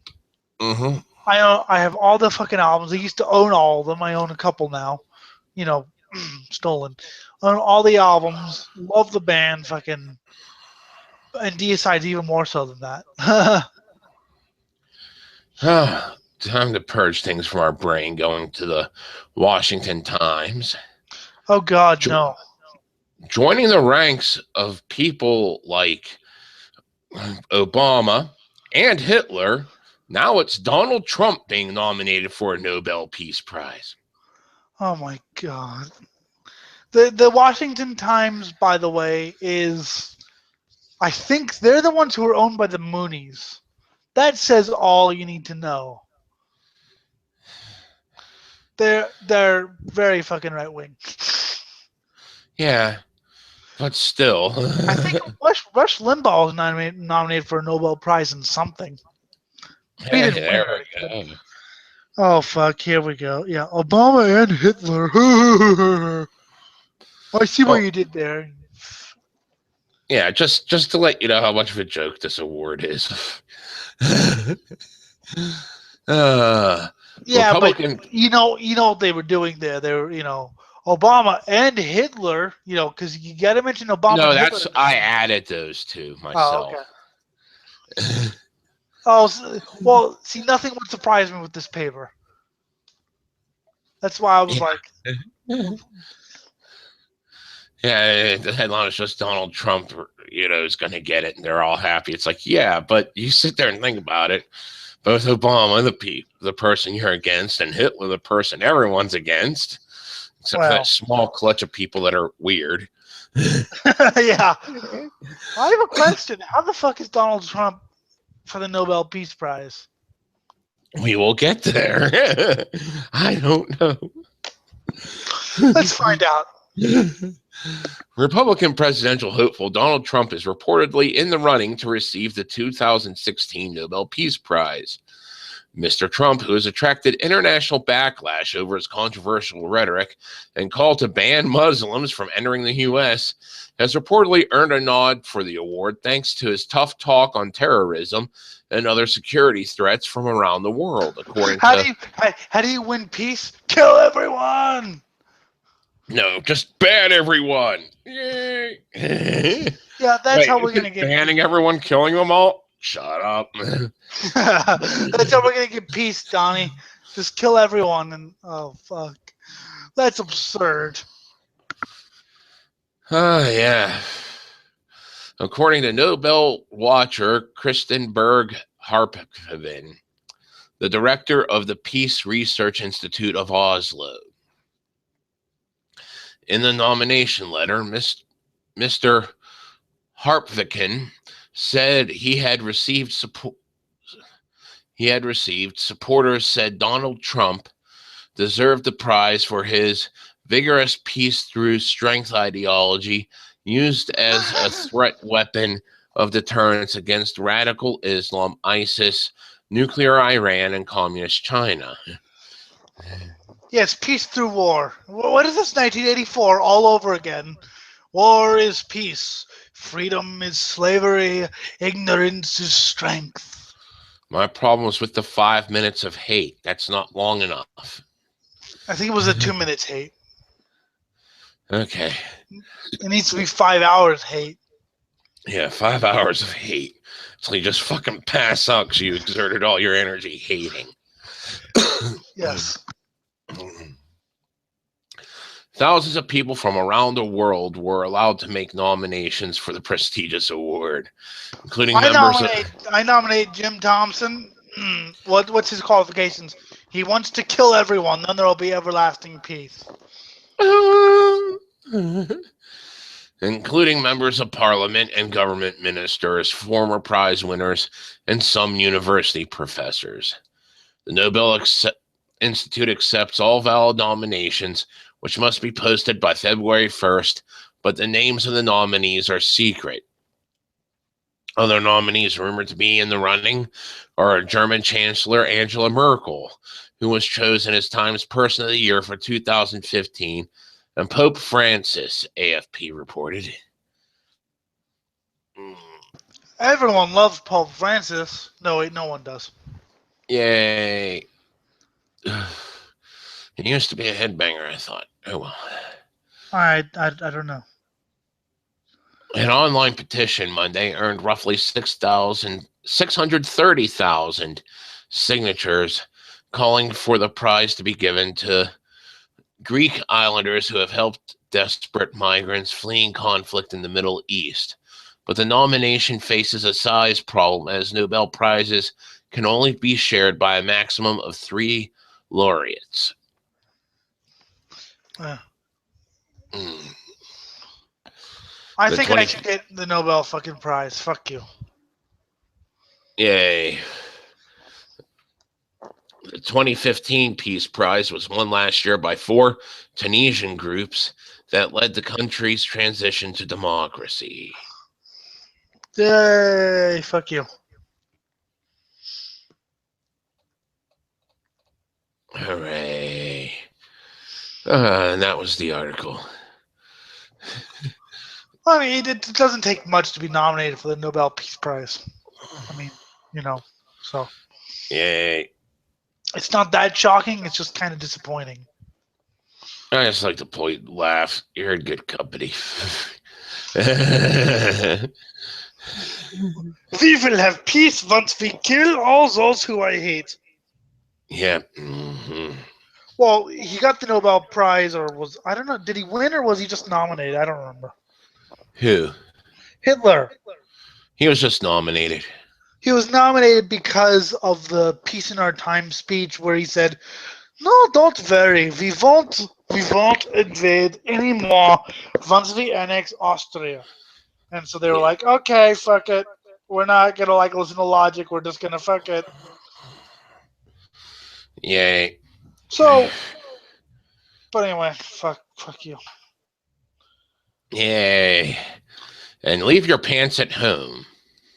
No, I like wearing pants. Wait, is this like the British pants or the American pants? Because British pants are called underwear. So I like wearing underwear too. No, this is American. I like wearing pants. The 15th annual New York City No Pants Subway Ride. But you can't put beer in your underwear pocket. But you can still wear a jacket because it's ass cold. Yeah, fuck it. I'm wearing the longest pants in the world if I'm going to New York. Especially in December. Yeah. In New York City, many people think they've seen it all. And if you come across Improv Everywhere's annual No Pants Subway Ride, you just might have seen more than you anticipated. Yeah. Of course, the aspect of surprise is exactly what Charlie Todd, the group's founder, wanted out of the event when he launched it in 2002.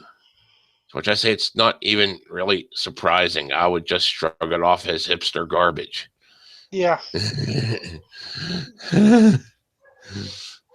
I'd say, if you want to be surprising, go with the British no pants. Just ride the subway butt ass naked. Mm-hmm. And freeze to death. Next to the homeless man passed out drunk in the car. In a pool of his own vomit. Mm-hmm. It came to be simply because I thought it would be funny to see how people might react when individuals boarded a normal subway car at sequential stops in their underwear in the middle of winter, says Todd. I just think they were fucking drunk. I mean, I've seen people with I've run into people who just ride around there all day on underwear and shit. Like I said, I would just shrug it off as hipster garbage. They got these long coats on, but no pants. Like, new fashion for the kids. Who cares? Yep. Adding that it continues on because he made the mistake of doing it twice. We had so much fun the first year. and got such great reaction that I wanted to do it again. It's not shocking if you do it more than once, stupid. Yay. It's not right. I mean, like if I were to set someone on fire in the subway, people would be like, "Oh my word, I'm so shocked." If I do it again, they'd just be like, "Oh." Yeah. This coming January marks the 15th performance, which has come a long way since the original 7 dudes boarded the 6 train one at a time for 7 consecutive stops. That's what I want to see. I want to see 7 guys in their underwear. No, thank you. Men, put on more clothes. You're filthy. And I say that as a guy. And honestly, considering that it is such a fucking trend that it became a meme, you know, pull your pants up because people have it sagged down around their asses and shit. Yeah. You know, it'd be like, oh, so you finally took my advice and just said, fuck it. Okay. No, I want to see the first one and someone's like, "Hey, Ted, you got some shit in your underwear." What the? Oh, my God. Hey. Hey, Bob, I just shot myself. You're not wearing any pants. Fuck. I know people who used to wear Depends for that reason. Filthy people. Anyway, continue. Capping off the joke, at the end of this inaugural presentation, a hawker came through the train selling $1 pairs of pants. The next year, the 2003 prank brought 30 people on board, including some women. By 2008, 900 adults got in on the action, as well as other towns, states, and countries. But who exactly runs this epic display of partial nudity? Improv Everywhere is a New York City-based prank collective started in 2001 by Todd, and apparently a very lame one if this is the best you can think of. It's just people riding the subway in underwear in winter. I mean, it would be funny the first time you saw it. It would be kind of like, ha. The 15th time, it would be like, whatever. It's that's like I said. I mean, I was talking to someone who worked at a porn studio, okay? And after a while, you get used to seeing naked people everywhere.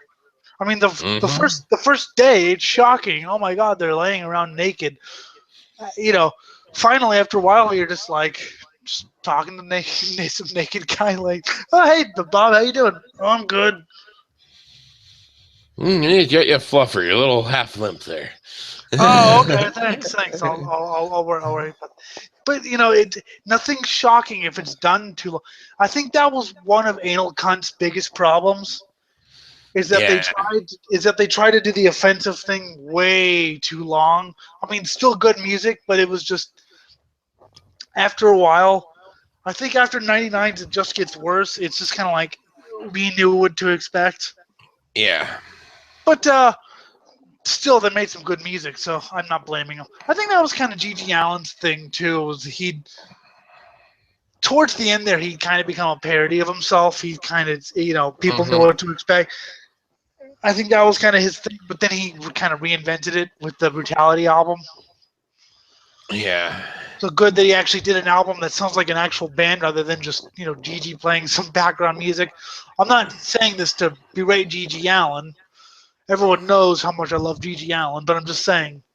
The problem with shocking things is you do them enough and they just become, oh yeah, he's eating shit and throwing it at people. Okay. I think that's the problem where people keep thinking we're trying to be edgy. It's just like, no, we've been part of like the extreme scene for as long as hell. I've been fucking going on 30 years, period.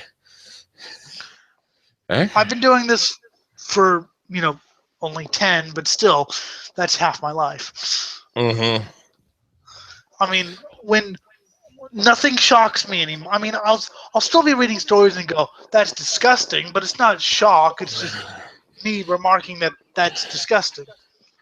Well, like I was saying, once you've dealt into the extreme end, that's been like pure shock and stuff. Just certain things just come to mind, and it's like people are like, "Oh, you're being so edgy." It's like, no, this is just part of who I am. Yeah, It's not me trying to be anything. I just say sodomized goat monkey is the name of a bar. Well, I remember. And the funny thing is, both you and my girlfriend have accepted this as like, the moment I said, okay, that's a tavern name. Yeah, why not? I don't know. You're both inundated with this shit. It's like, oh, this is normal. Yeah, exactly. Well, I remember back in school, they were talking about doing something kind of edgy, and they're talking about what could we do that's extreme. And they asked me because they thought I was, into their little edgy crowd, and I was like, dude, my favorite musician shot at himself and ate it. Okay, there's literally nothing you can do that's shocking to me. Because they're talking about high school level, so they were talking about like, I think the senior prank was writing the word sperm on the marquee thing, the little electric sign thing that fucking post notices. They'd somehow written the word sperm on it, and people were like, "Isn't that shocking, Ellie?" And I was like, "You want to know what I did last weekend? You want to know what I did last weekend?" And so I told them, and they said, "That's yeah." People were too terrified to ask me anything like that because they knew I'd go straight for the throat. Well, see, the thing is, I look harmless and I sound harmless. Mm-hmm. So they're willing to ask me questions until I give them. Even before I got in the metal, whenever I was one of the popular kids at the partial program, I don't know how I pulled that one off. I guess I was around a bunch of nutcases. Well, no, that's how you pull it off. That's exactly how you, yeah. Fuck. My idea of a prank was to slam someone's face into a fork. But like, so I looked harmless enough, and I sounded harmless. People would think, and I would say some things, but people thought I was playing or that I was trying to be shocking. And people would ask, "So, who's your favorite musician?" And I'd say, "Oh, Gigi Allen." And they go, "Who's Gigi Allen?" And then I'd tell them, and they look it up, and oh fuck. Can you still hear me? Okay, cool. Yeah, I can hear you. Okay, I dropped my keyboard. Sorry. Yeah. That happens. So anyway, who's Gigi Allen? And I tell them, and they would look him up, and they'd be like, "Okay, punk singer. He did what?" So, and then Gigi Allen walking around in his underwear would be like if he was going to a wedding and actually wanted to show respect to people. Well, he didn't. No, Jim. He did have a pair of shorts. One pair of shorts. Mm-hmm. He liked the jock strap for some reason. With the words "eat me" on it. Yes. That's why he liked it. Because it said "eat me" on it. Anyways, let's kill this article. I think we make fun of these people too much. We'll probably still do it, just saying. I know. Go. They have done all sorts of fun, seemingly sudden public presentations, such as a musical that took place in a beer hall, bringing in a 39-piece caroling group to surprise a family, and having a real-life Harry Potter Wonder Pen Station.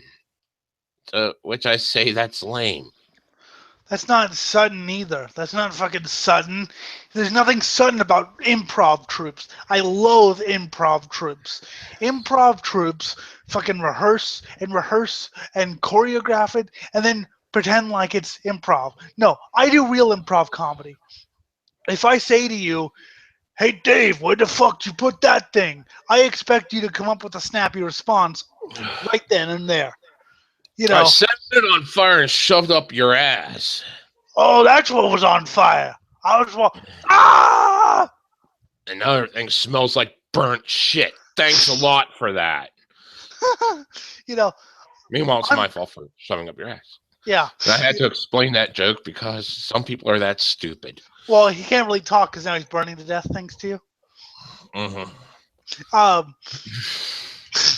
But see, I can do improv comedy pretty damn easily. Okay? Granted, it takes a long time. I can go 3 hours with someone easily, just going back and forth, creating different characters. Granted, it creates a long time, and yes, I do kind of hone it, but at the same time, I've gotten it down to the point where me and a couple of friends could fucking do it on cue, or just like go, and then we could just hours and hours on end to the point where we're really annoying.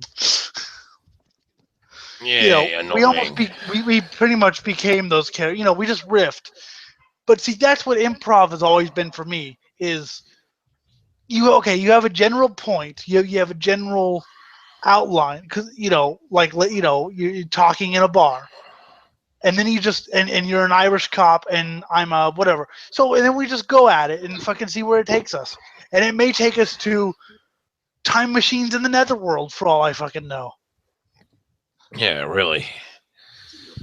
I mean, don't start out with maybe either no plan or a basic plan, and just go and see where it takes you, and then all of a sudden you're in some magical land with fucking unicorns on fire. Oh fuck! The D&D sessions have been real good. Yeah, that's improv. I've had to compensate for so much shit. Yeah, well, you make too many plans. I mean, it's fucking good to get back in the gear. That was so much fun back in the day where it was just like fly by your seat. Well, I love that you were just like, oh fuck, you pretty much just ruined like 9/10 of the story right there. But that's okay, because we can roll with that. Oh, you were supposed to make friends with the poisoner, but you just killed him. Oh, you were supposed to go explore that, but you killed him. I didn't even reveal to you that I thought you would become friends with him until after you burned the place down and after I revealed the death cloud. Yeah, exactly. I was like, after that session, like, by the way, you were supposed to be friends with him, but that's okay. I don't give a shit. You were supposed to go I create my world, you destroy it. That's the way it works. You're supposed to go to the locksmith, and basically you've just changed all my plans. Good. Yeah.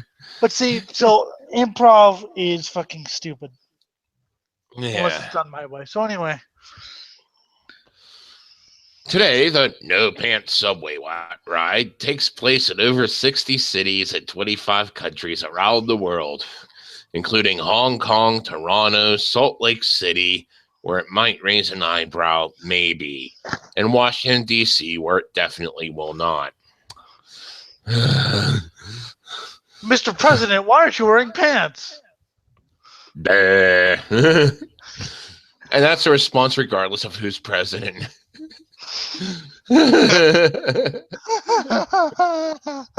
Yeah. Fuck, I was going to say something, but now you got me thinking about improv. Fuck you. Fuck that. Don't worry, I got something else here eventually. I still enjoy organizing it every year, thankfully. And the thousands of New Yorkers, many of them first-timers each year. I'll be gentle. The 39-piece musical. That would only be funny if it was about either Hitler or death. Mm-hmm. You are violently dying. You are violently sick.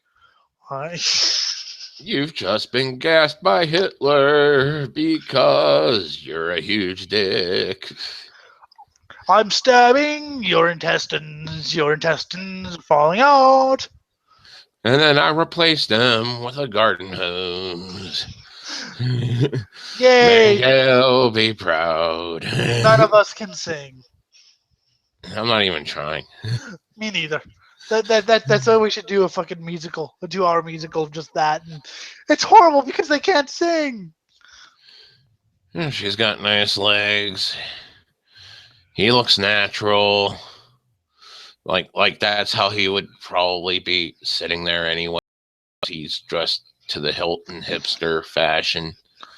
I once wrote a love ballad but replacing all the love. It wasn't even about loving you so much I'd kill you. It's literally just about mutilation and shit. But it was set to this like really sappy love ballad that my friend wrote. I can't remember how it went, but it was, Cannibal Corpse level gore, but love song. It was kind of funny. So there's this one picture here where there's like a group of them that all look like decked to the nines in fucking hipster fucking outfits, just not wearing any pants, their underwear showing, whatever. But guess what makes them look at the pinnacle of hipsterdom? Skid marks. The fact that they're all carrying megaphones, apparently to call attention. See, I am wearing no pants. Isn't that funny? Ha, ha, ha. Oh, come on. They're all holding fucking megaphones. I've always wanted a bullhorn. Surrender to me. I had one when I was a kid. Mutilate your neighbors. And then I think my mother broke it because neighbors complained. This is the almighty cock speaking. Mutilate your neighbors for me. Mainly because I was out there screaming, halt right there, this is the FBI, freeze. Drop your pants. This is the FBI. Drop your pants and wave your dick out the window. I must make certain you're not concealing any weapons. So when are we doing D&D again? Sunday. If you want to tonight or tomorrow, we can do more fucking hangout music shit. No, we can do that tonight after this. Because I really don't have much left.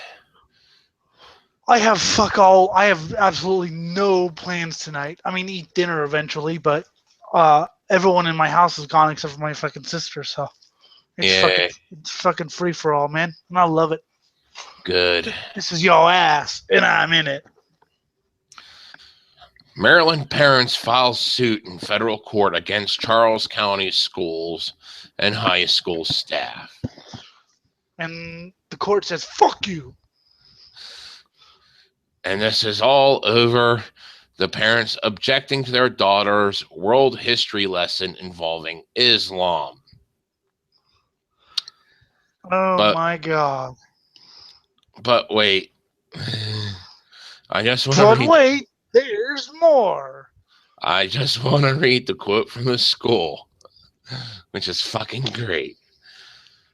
The particular unit in question is on the formation of the Middle Eastern empires, in which students learn the basic concepts of the Islamic faith and how it, along with politics, culture, economics, and geography, contributed to the development of the Middle East.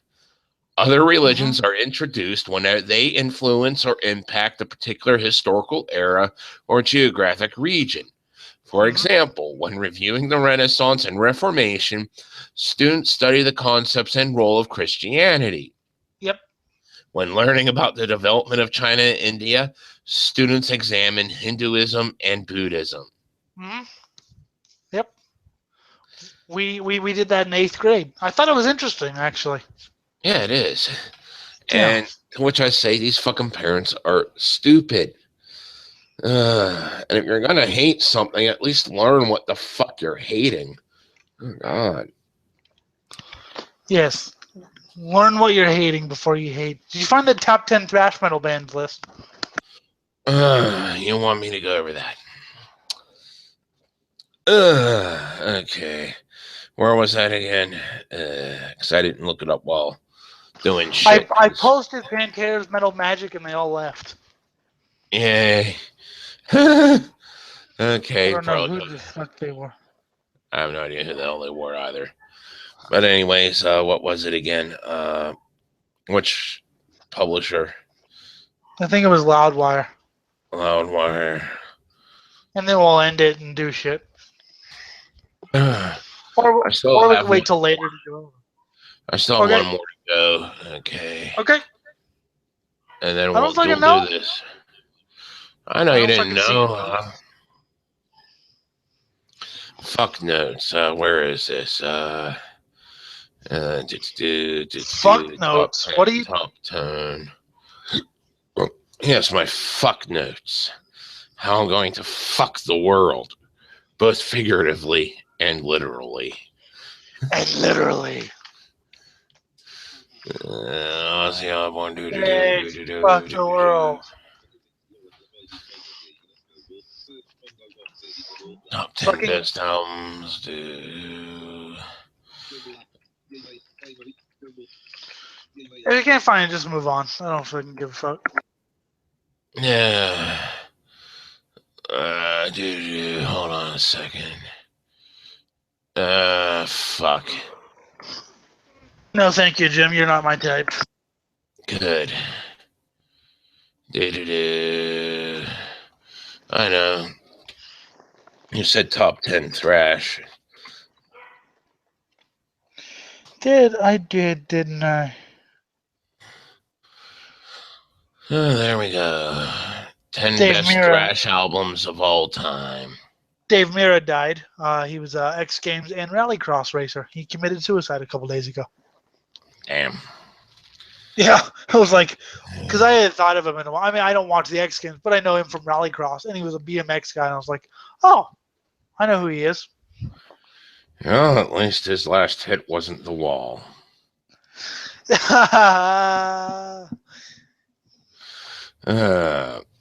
All right, the 10 best thrash metal bands of all time. Is that what you were talking about? Yes, let's see if I agree or disagree. Yay. For all intents and purposes, thrash metal is celebrating its 30th anniversary in 2013. So this is okay. So this is old, but still, who cares? Fuck it. I don't care. Yes, as nebulous as rock and roll history can be when it comes to dating broad-ranging musical developments, we can confidently point to 1983, when sporadic speed metal displayed coalescence into the true definition of thrash metal. I would say 82, but but then again, I'm fucking contrarian, so. Yay. One had to sift through piles of 70s metal to find occasional turbocharged tunes like Black Sabbath's Paranoid Queen, Stone Cold Crazy, or Judas Priest's Exciter. And while Motorhead's momentous arrival at decade's end coincided with that of numerous, more consistently energetic new wave of British heavy metal bands, Raven, Venom, etc., it wasn't until an entirely new generation of rock stars took those lessons, plus those of punk rock, to another level that bona fide thrash was born. See, I say 82 because I listen to demos, not just albums, so, you know. Yeah. While bands such as the mighty Pantera, current events, and Sepultura have dabbled in thrash, this list When did Sepultura dabble in thrash? They were a full-on fucking thrash band. You ain't never heard Beneath the Remains, fucker? Or fucking Morbid Visions, or fucking fuck. Their first 4 albums were death metal and or thrash metal. Fuck. Mm-hmm. What a bunch of morons. This list features, I guess they're more of an all or nothing mentality. Well, I guess, but if they're an all or nothing, you know what? Just forget the fucking intro. Just read the list, because none of these bands will be an all or nothing mentality. None of these will be an all or nothing. Watch. All right, number 10, Death Angel. Death Angel had that album, which was like the Black Album. Personally, I think they're okay. Meh. I could listen, but, whatever. I'll fucking post a track that I really like. Okay. Nowadays, musically inclined teenagers from the same family are usually found to be performing in boy bands, but not so with Death Angel, whose barely legal brothers and cousins chose to dive headlong into their native San Francisco Bay Area thrash scene. I think the drummer was 15. Yeah, probably. I don't know. What's more, Death Angel contracted their own youth with the stunning display of technical thrash found on 1987's The Ultraviolence, and then continued. Oh, yeah. And then continued to challenge themselves and their fans, with two more increasingly mature long players harnessing that precious musicianship into ever more appealing song structures. Tragically, the I didn't band... really care for those final. I don't really care for those next two. They were kind of a one-album wonder for me. It was like the first album was really good, and the second two were meh, and then the fourth one was like the Black Album. Okay. Tragically, the band's career would quite literally screech to a halt following a horrific bus crash that left several band and crew members severely injured. But a new Millennium reunion has thankfully gone a long way toward vindicating and rewarding Death Angel's talents. Not as much as Decapitated in the bus, where I think one of the guys was killed. One of the guys was in a coma, maybe still is. And then they had another fucking bus crash and then a plane. Decapitated, they shouldn't be flying or driving because, yeah. Number 9, Sodom. I think they should be closer to number 3, but whatever. They're not a one-album wonder for me. I like everything they've done, even though more punk shit. But I still say Obsessed by Cruelty, their first one, is my favorite, just because it's so ugly and blackened. As much as I like Persecution Mania and Agent Orange, I like the ugly blackened sound. I love, the early Venom or Bathory type thing.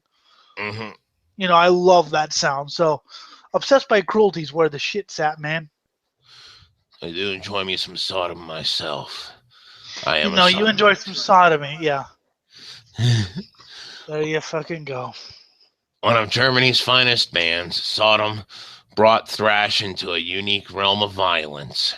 Yep. Many forget Sodom was actually a pioneering thrash band dating back all the way to 1981, though Sodom didn't release a full length until 1986. No, but they had some really cool EPs and demos and shit, which you would know if you weren't retarded. Yay, retardation. Sodom has been extremely consistent throughout the band's 14 albums, actually influencing an entire generation of death metal in the process. There's really no Sodom album that I don't like. I mean, every Sodom, even the worst album, is still pretty damn good, to be perfectly honest. They've never had that nosedive. They've never really, they've had albums that I'm just like, wow, this is less good than the others. But I'm still like, this is pretty damn. They've never really experimented. The most experimentation that they've done is either go a little more death metal or a little more punk or a little more black metal. That's the, they're like the Cannibal Corpse of German thrash, basically. Hell, even Creator experimented. And I like Creator's experimentation because they actually did it right. Number 8, Overkill. I don't know if I'd call them the best or one of the 10 best, but Overkill's good, and they actually, you know what, Jim? They did something that few other bands have done. They jumped on the groove metal trend and didn't totally suck ass. You see, I've always found Overkill to be on the positive side of meh. It is something I would invest in, like an album or two. Their first EP is probably the best thing they did. And then when they got a little more extreme, I always thought the vocals didn't quite work. I always thought they were a little too high-pitched, and the guy wasn't really meant to sing like that. It always kind of reminded me of Exodus, with Zetro in the band, who sounded like an angry duck. That's what it reminds me of. But I have all the Overkill albums, and I listen to them. They're good. They're definitely more speed metal influenced than hardcore death metal. I will admit that it's been a while since I heard them, so I'll give them another gander. Because I do remember enjoying what I did here, so yeah. Oh yeah, I'm not dissing them at all. They're another band who've never really recorded a horrible album. I think all their albums are very good to very good, but they've released 17 of them. So, anyways. Our journey begins in New Jersey with one of thrash's most prolific and persistent champions, Overkill. Evolving from a punk band after discovering metal and plucking their name from Motorhead's landmark second album. Even though they released an album, even though they wrote a song called Overkill, which, Jimmy, you're going to hate me for this, is probably better than the Motorhead song called Overkill. I'm sorry. I'm not going to hate I you. like it a little. I like it. Even though I like the Motorhead song, I just like that song a little bit more. The band, led by vocalist Bobby Blitz Ellsworth and bassist Dee Vernie, I don't fucking know. Okay. Quickly found their calling in rough and fancy free thrash and has rarely seen much reason to deviate from this course ever since. Except for when they did deviate when they went groovy. Just fucking saying. I mean, keep in mind, their groove shit was actually not bad. I mean, it wasn't great, and I still prefer the thrash. But if you're going to listen to groove metal, fuck, they're better than Pantera. I'll check out some of their later shit then. That's my opinion, at least. And they can still attack. Fuck, I'll send you some of their best shit later. Okay. We can listen to that on the fucking YouTube. If Overkill will play, of course. There's always the if it'll play, but yeah, I don't see why it shouldn't. People are pansies. Yeah. Yes. Now celebrating over 3 decades of existence with 16 studio albums under their belts. This was 2013, so they released one more. Yeah. Overkill have proven nothing short of the Grim Reaper or an atom bomb has any hope of stopping them. And that it's good news for dyed-in-the-wool thrash metal veterans everywhere. That is actually true. I mean, Ellsworth did have cancer, so about their 10th album. So yeah, that's kind of true that nothing will stop them except death. Like I said, it's just been years since I heard them, and I remember saying, "This is half decent." Well, it depends on what you heard. Get an album or two, yeah. And this is like half trashed at a friend's house too, so I'll fucking show you, man. Don't worry. Okay. Number 7. Just be in the mood for more speed metal than thrash metal. Number 7. Creator.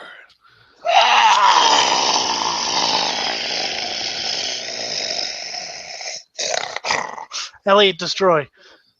I think they're much more than number 7, but yes. I even like their post-rock albums. That's how much I love Creator. I even like their fucking experimental albums. I don't know if I go that far, but yeah. They're definitely good. Because you're not as cool as me. Fuck you, and I'll set you on fire. Anyways, outside the U.S. Oh, wait a minute. I have to stop you there for a second. All or Nothing. Endorama isn't really thrash. So All or Nothing, yeah. So Sepultura dabble in thrash, but Creator gets a fucking free pass. Fuck you. and the 4 are going to be the big 4. Probably. I know. Which is good because I get to shit on them. Outside the U.S., no country contributed more elite bands to thrash metal's cause than Germany, home to literally hundreds of mosh pit instigators. If you take early speed power metal contributors like Halloween and Grave Digger, you faggot. Yeah, Grave I was Digger. there. I had to swallow. Shut up, Grave Digger. There. Fuck you. Grave Digger is one of my favorite bands. Okay. Grave Digger into account, along with the acknowledged big 3 of Teutonic thrash, Sodom, Destruction, and the inimitable Creator. I would also add Tankard in there as a big 4. Because Tankard, although they haven't really gotten the mention, I mean, fuck, they've stuck around and released like 15, 16 albums. And they haven't died of alcoholism. Yeah, I haven't died of alcoholism. That's a trick. That's like all they fucking sing about is beer. Rest in beer, a girl called Cerveza. Fucking me, my fucking white boy tongue. Shut up. I don't care. You hear how good my tongue is. No, fucking at Long Beach, the Long Beach Grand Prix. Tecate Light, the light beer that tastes like cerveza. It's like, you fucking white boy.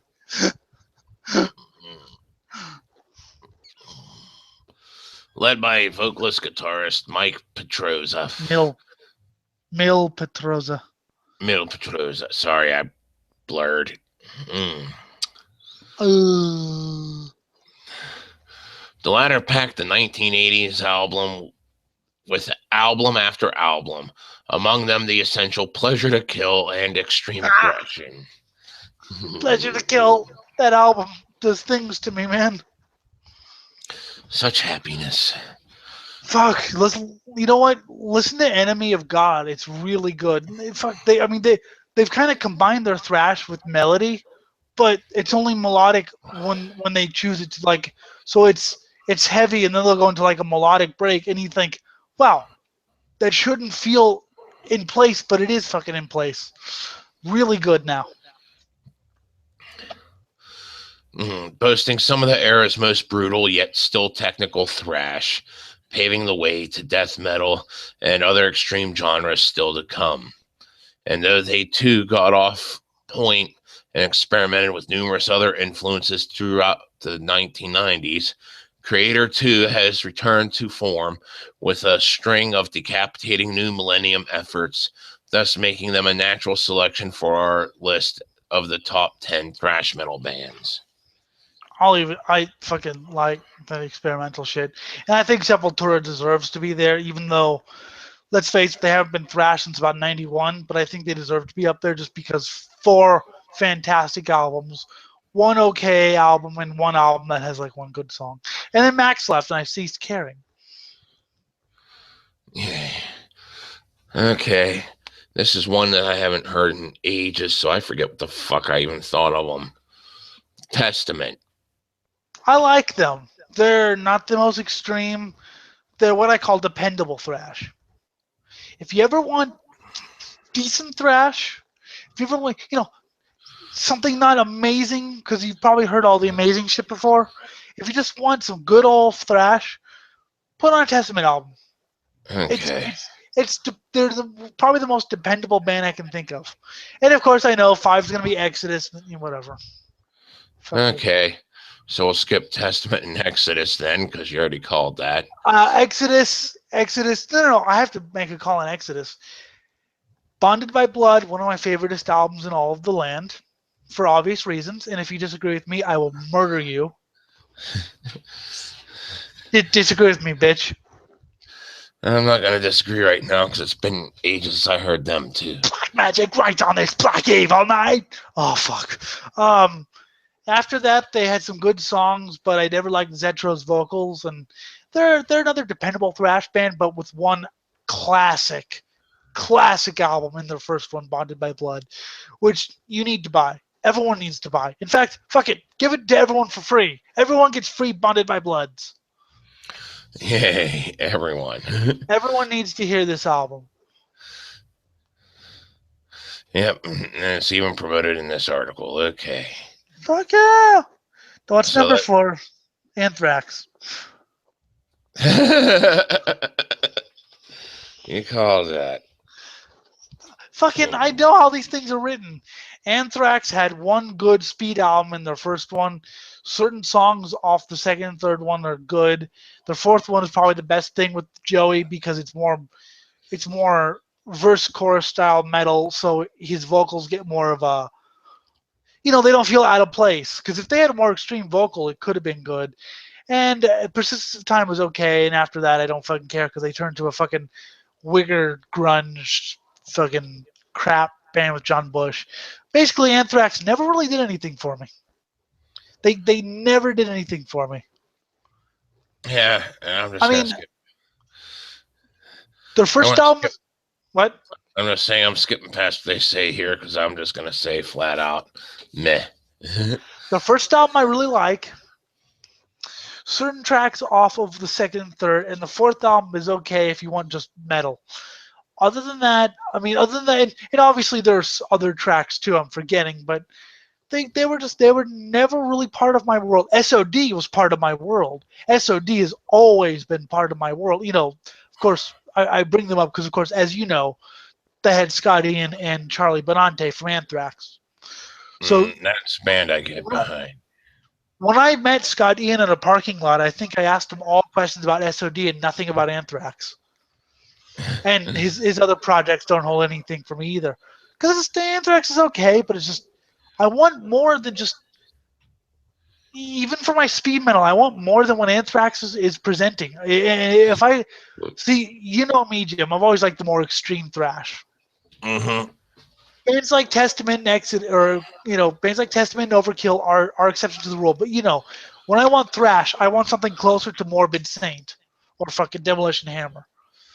So it's and I'll be honest, it's the vocals mostly. But anyway, Anthrax, whatever. What's number 3? Either Slayer or Megadeth. It is Megadeth. I Up like to a Megadeth. point. I'll even fucking admit that some of the songs off of Cryptic Writings I liked. Some of them, and I didn't say love. And some of their new stuff is okay. You The only go ahead album, and keep defending yourself there. I'm still gonna go. I don't give a fuck what you think. You think I can? The only album I can honestly say I don't like at least one song from is Risk. Every album I like at least something from. You showed that to me because I'd given up on the band at that point. I didn't actually show it to you though. You were showing it to Scott, but it was in the same chat I was in, and I was like, "Okay, I gotta hear this just to see." Oh God, no! It's on neon. Fuck. I'm gonna be controversial here. I give a shit. My favorite album is Killing Is My Business. That's not saying I don't love Rust in Peace so far and Peace Cells. And fuck, even Countdown.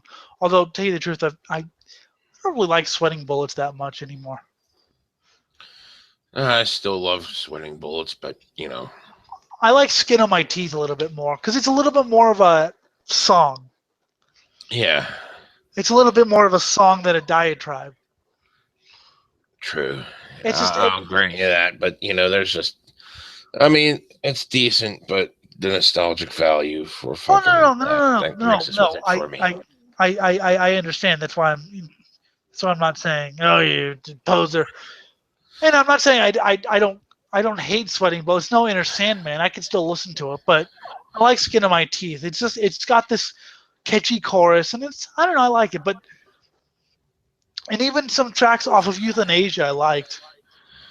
But I love the primal energy of Killing Is My Business and the fastness, and the technicality. Just Megadeth really sounded like they were out of control at that point. Not out of control as in like they didn't know what they were doing, but they sounded like too much drugs, too much anger, and they were going to kill each other. Yeah. But I like Peace Cells. I like So Far, which nobody else seems to like, but I like it. Fuck you. And Rust in Peace. I think everyone has to like it. Number 2 is Slayer. We've already talked about Slayer. Many times. I'm going to say Slayer. Yes, Peace Cells is definitely one of my favorites. I'm going to say Slayer should be number 1. Slayer should have been number 1, but we know who number 1 is. Yes. And by the way, Metallica had as many thrash albums as Sepultura had, so fuck you. 4. Hey. Although I will have to admit, I do enjoy Death Magnetic. I would have enjoyed it more if it was shorter and had less brick wall sound. Listen to the album on. There's a good mix of it on YouTube without the fucking brick walling. It sounds much better. It's still too long though. It's still too long. I said I enjoyed it. I didn't say I love it. I enjoyed it. It was better than Load, which Mason likes. Oh, God. It's funny if you talk about any I'm metal just band. sticking with number 2 right now with Slayer, which should be number 1. But I'm just thinking South of Heaven right now, and that's all I need. Hell Awaits, especially the track fucking Hell Awaits too. Yeah, that's Hell glorious. Oh. But that's the album nobody talks about. But I just want fucking Silent Scream. Fuck yeah, that's a great song. Yeah, I've been a Slayer fanboy forever. Forever. Then you put featherweights in my head. Homicidal maniac. Homicidal Fucking show no mercy. Just for that speed metal, drink your beer, fucking. No, to show them I say, hey, this night attacking those. Christ! I actually heard a really good cover of. They actually did a really good cover of the Antichrist with black metal vocals. I am the Antichrist. That's what I was meant to be. It's fucking awesome, dude. Fucking, you've got to hear that fucking cover, man. I will. I've heard some really cool Slayer. I've heard some really cool Slayer covers. You know, really fucking awesome Slayer covers. Also some bad ones, but I don't keep the bad ones because fuck you. Yeah, Slayer's one of those bands that I will like get really defensive over and murder you. Yes, I will murder people over that too. Yeah, I have to. The fucking. They have yet to put out a bad album. They have yet to do so, and they've put out albums ones that are not good in terms of what Slayer is. They're still pretty good. That's in the thing, terms though. Of what music is. I mean, let's just look at the '90s and let's look at the media-imposed Big Four, okay? Mm-hmm. Let's just have a look. I fucking hate that Big Four term because fucking Exodus was around before, but whatever. Don't want to get into a semantic game right now because you'll probably just agree with me. Yeah, probably. I'll just sit there nodding. Keep ranting. Well, no, because you probably agree that preach to the choir. Preach to the choir. So let's just look at the albums that the Metallica. What did Metallica do in the '90s? And I'm not counting the Black Album because I mean, although I do, but you know, I'm talking about the mid to late '90s. What kind of music did Metallica make? Must kill them. Fucking Hero of the Day Until It Sleeps. Fuel is half-hearted. It's probably the best song they did in the '90s, and that's not even a good song. So it's fucking, but you know, hard rock, even soft rock, country rock. Megadeth went softer and softer and softer, and then fucking did dance pop. Anthrax went. They couldn't decide whether they wanted to be a rap band or a grunge band or a groove metal band. So they combined all three with the singer who sucks. I've never liked Armored Saint. I have to be honest with that. So him and Anthrax was not something I wanted to hear. Slayer went groovy, but they were still heavy. They were still fucking metal. Mm-hmm. It was still Stain of Mind. That song makes me dance, man. Fuck yeah. Fucking. So they're the least changed of any of the bands, even though they've changed a little bit, but still, I will also still tried to make metal, even when they experiment. I will also add to the list some notable omissions, and you can say yay or nay, and then I'll ignore you. Demolition Hammer. I haven't really given them a chance. 44 caliber brain surgery. I'll have to check them out. Fucking, you'll check them out when we fucking listen to fucking music, because I know they play. Okay. They're one of the few bands that did grooves right and mixed them in with thrash. Morbid Saint. Okay. Dark Angel. Decent. Darkness Descends, motherfucker! And we have arrived, if you want more speed metal. Nuclear Assault. Hang the pop, get him. Let's go to the Vatican. Get him on a bed. Put the noose around her neck and hang him till he's fucking dead. Yeah. And I fucking love Nuclear Assault. And plus, I'm a Dan Lilker fanboy, if you hadn't guessed. Fuck. Destruction. Haven't heard them.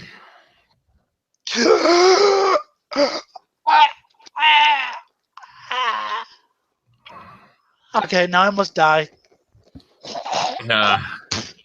No, I'm you dead. just gotta fucking post it in the fucking hangout after this. Oh yeah, huh? I could do that. I don't have to kill myself. Because if I'll trust your recommendations over other people's. At least give it a shot, even if it ends up annoying the piss out of me. Oh come on! It's only been a couple bands. Yeah, so far you've had a very good batting average. Rigor mortis. Die in pain. Yes, I love rigor mortis. Fucking check out their latest album. Their last album. They reunited and did an album. It's not as speedy as the other two, but it's still really good. Okay, yeah. Can you believe they were signed to fucking Capitol Records too? There's something in me that just can't believe that they were signed to Capitol Records because they're so, what's the word? Not major label friendly. Yeah, but you know. So but of course they got dropped as soon as they released the album. I'm like, okay, thank you, bye. That was back when almost any thrash band could get signed, so they were just like, oh, we didn't count on this. Now this is gonna be a kind of controversial one. Okay. Guar's thrash metal stuff. You see, I love Guar, but they vary so much from album to album until the current era where they've been trying more thrash. Mm-hmm. But even still, they do sound different. You can tell what album you're listening to. Yeah. I would say I would choose Guar's thrash metal, at least like Violence Has Arrived and onwards. Yeah, but classically, they were a bit too more experimental. And a little more punk, too. Yeah. Cryptic Slaughter. Okay. Fucking... God, I'm just trying to think. Sepultura, I'm adding. I don't give a fuck. I mean, even though they haven't been thrashed since 91, I have fond memories of Show Me Your Wrath. Fuck. And what? Go ahead. Necrodeath. They're more black, but they're more thrash than anything else. Yeah, I was kind of just recently introduced to them. Yeah, by me. And this other channel I got subscribed to, so it's good. I fucking showed it to you first, bitch. Yeah, you did. And I liked it. And I liked the other shit too, so yeah. Yay, other shit. What's your other article? I'm just naming off thrash bands that I now really want to listen to music. Fuck you. Yeah. Well, we don't have to do anything. Do anything, shit in your pants, and then set them on fire. And now, from the sunny region known as Canada. What? In Canada. Oh, okay. I was like, what the fuck? Okay. If you don't know what that's in reference to. Remind me. Maybe I do. And besides, I happen to know the law here in Canada. No, what? I happen to know. Oh, okay. It's not rape if it's dead. My brain's not working right now. Yeah, okay, I know. Okay, I know what it is now. Thank you. Yes. That should be the title of one of the shows. We'll get shit for that. Yeah, I happen to know the law in Canada. It's not rape if it's dead. I have one. One more band, Leviathan. They're a pre-Cannibal Corpse band with Fisher on vocal, or I'm sorry, Barnes on vocals. Excuse me. Back when he was a thrash vocals, they only released one demo, but fuck, if you've never heard that demo, you have to. Okay. Anyway, he's off to the sunny land of Canada.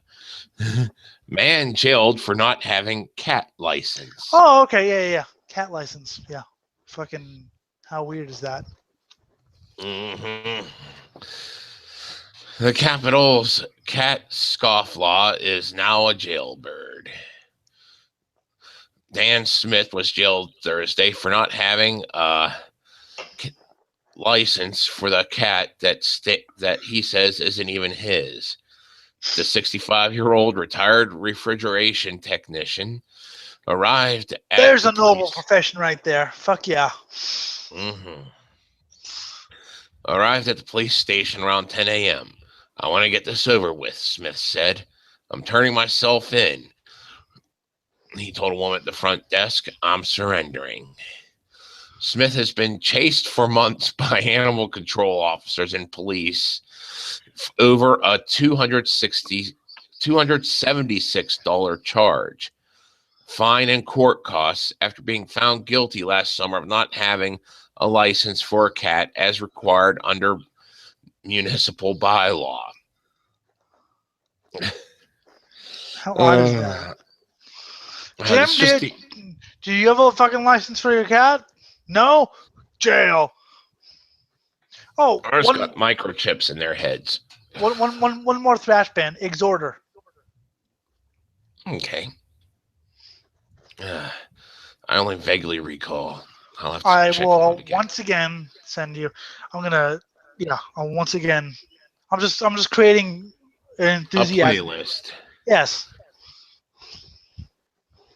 Anyway, Smith, however, says that Winnie isn't his, and it's a feral anyway, and he doesn't even live in the area.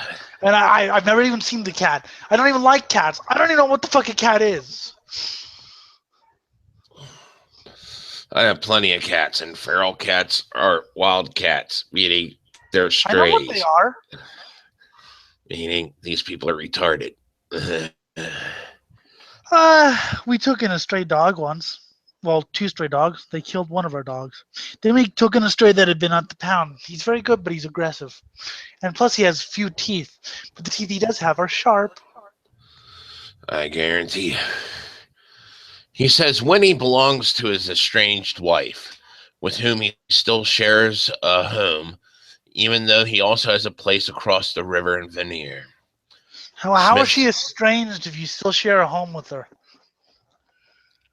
Because you're divorced and living together. I guess, whatever. I know somebody who did that for a technicality, but still fucked her, so. Yay.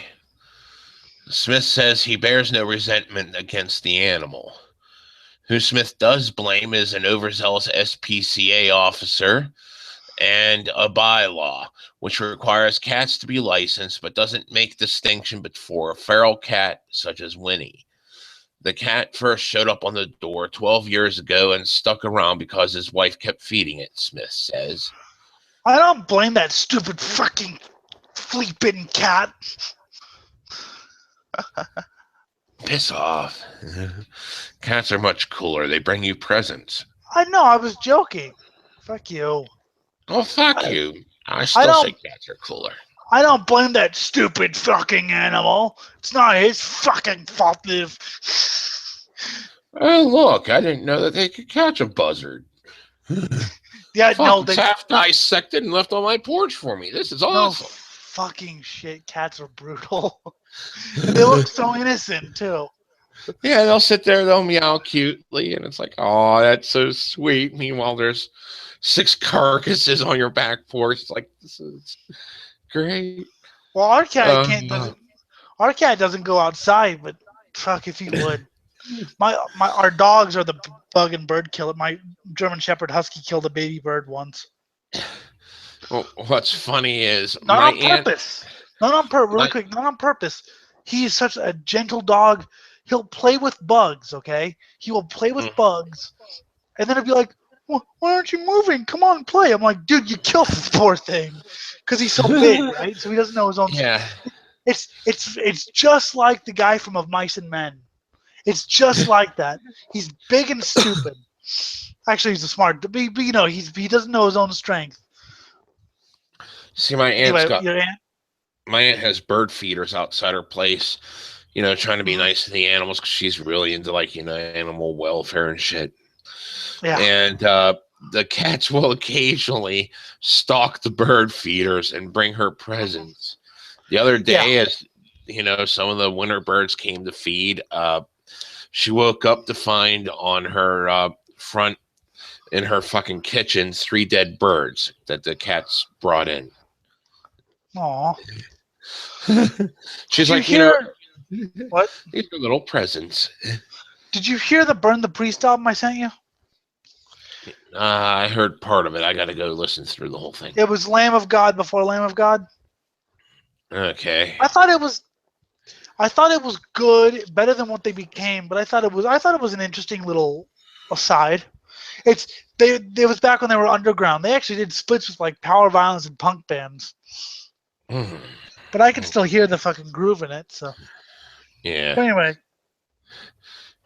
As he surrendered Thursday, the French-speaking clerk didn't seem to understand what Smith was saying, but he was eventually told by someone else behind the front desk to wait in the lobby for a police officer. Speak English, you dumb frog. When the officer arrived, he asked Smith if he knew there was a warrant for his arrest and whether he wanted to pay his outstanding bill. Do you want to go to pay or go to prison? They asked. Smith replied, prison. Well, if you can't pay, you don't really have much of a fucking choice. The officer explained that the outstanding fees now came to $326, which included the fine, court costs, and late charges.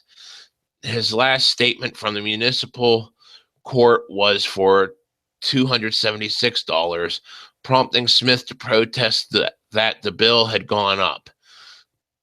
There are some extra fees, replied the officer. When Smith said he wouldn't be paying the bill, the officer explained he would go by police cruiser to jail to serve 3 days. It's only 3 days? Asked a somewhat relieved Smith. They told me 11. Fuck. Hell yeah, I'll do less time than what I was thinking. Shit, I do 11 days. I mean, if it was like a year. By the way, there's nothing I can fucking do with my dogs are in crates, so pretty much just have to stand it. Oh, why are they in crates? Because on a vacation? No, they're in crates because if they didn't, they would shit all over the house. Oh, okay. Because I can't fucking like take them out right now because I've got to fucking do the show. So we had a huge problem with, and they won't shit in their crates because they know they're their crates. Yeah. So we had a huge problem because rather than me just letting you talk for 20 minutes while I take them out, it was just like, so, you know, and they don't think anyone's home, so they're barked, so they're fucking fuck all I can do rather than yell at them. Okay, so we'll hurry up with this and let you kill the show, and then we'll get them out and listen to music. No, they're fucking staying in there until my sister comes home. Okay. They're not, you know, they're just fucking barking because they don't think anyone's home. Okay. Oh, I think she's home. Yay, shut the fuck up. Yay. Anyway. Smith, using a cane because of arthritis and carrying a plastic bag of prescription drugs for various maladies. Yeah, I got bad arthritis. Let me just pop 50 of these pills. Yeah. Whoa, dude. Walked the police cruiser outside, was frisked and asked to hand over the plastic bag before he got into the back seat. Then he was off. Minutes before arriving at the police station, Smith said his hands were shaking at the thought of jail, but there was no way he was paying the money to stay out. It's the principle. Why should I pay a fine if I don't own a cat? Well, it's just jail. There's a difference between jail and prison. Okay? Yeah. There's a difference between jail and prison. Jail is somewhere where you go for a night or for like 11 days. Prison is somewhere where you go for a little bit longer. Yeah, we're talking years, so yeah.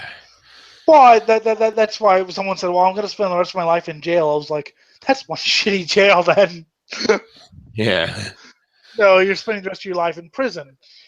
Fuck, I could do 11 days in jail. I mean, I'd have to tell you guys that PTR's off for a while. Yep.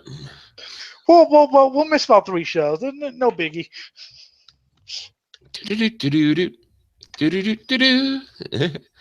And that was that article. That was that article. Yes. See, I like that we do 2 or 3 hour shows. I mean, yeah, okay, we'll occasionally do a 4 or 5 hour if we really have stuff to talk about, but, we don't need to fucking bore our viewers to death, okay? Do we have viewers? We do not know or care. Well, I care a little bit. Holy shit, that's a donkey cock. We have no viewers right now. Yay. Although we did get 15 views. I don't know who the fuck those people were. They were annoying, but they left. So that's the thing. If we just ignore them, or we talk about something, we insist we talk about shit, people will leave. People will leave that we don't want in here. Yay, people will leave. I mean, we haven't had the fucking communists in a while. Yeah, knock on wood.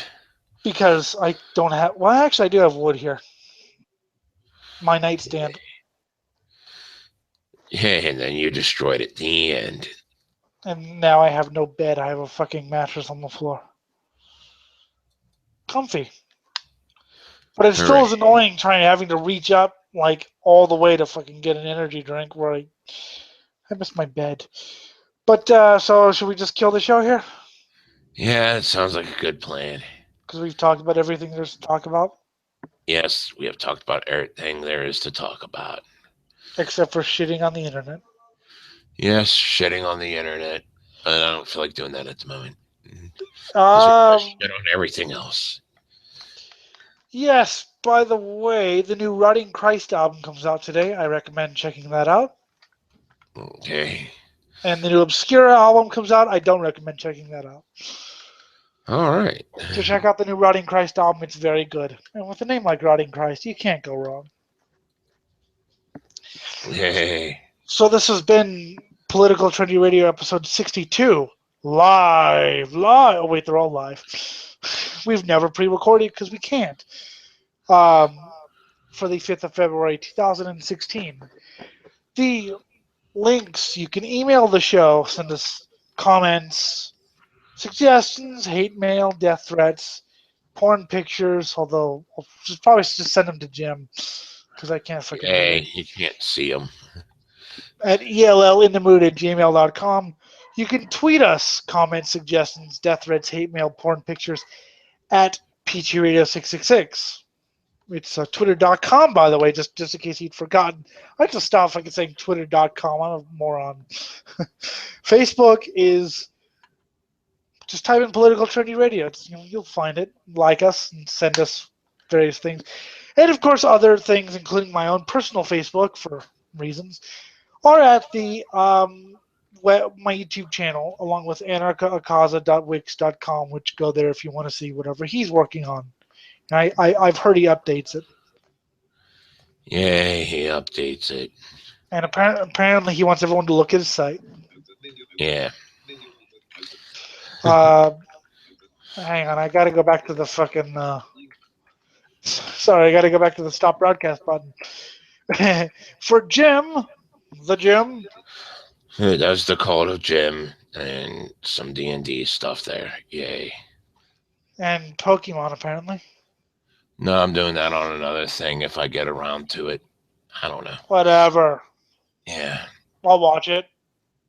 Okay, I got it all set up. I just got to get around to it, that's all. Alright, I'll watch it. That's how bored I am. I watch Bishop plays games.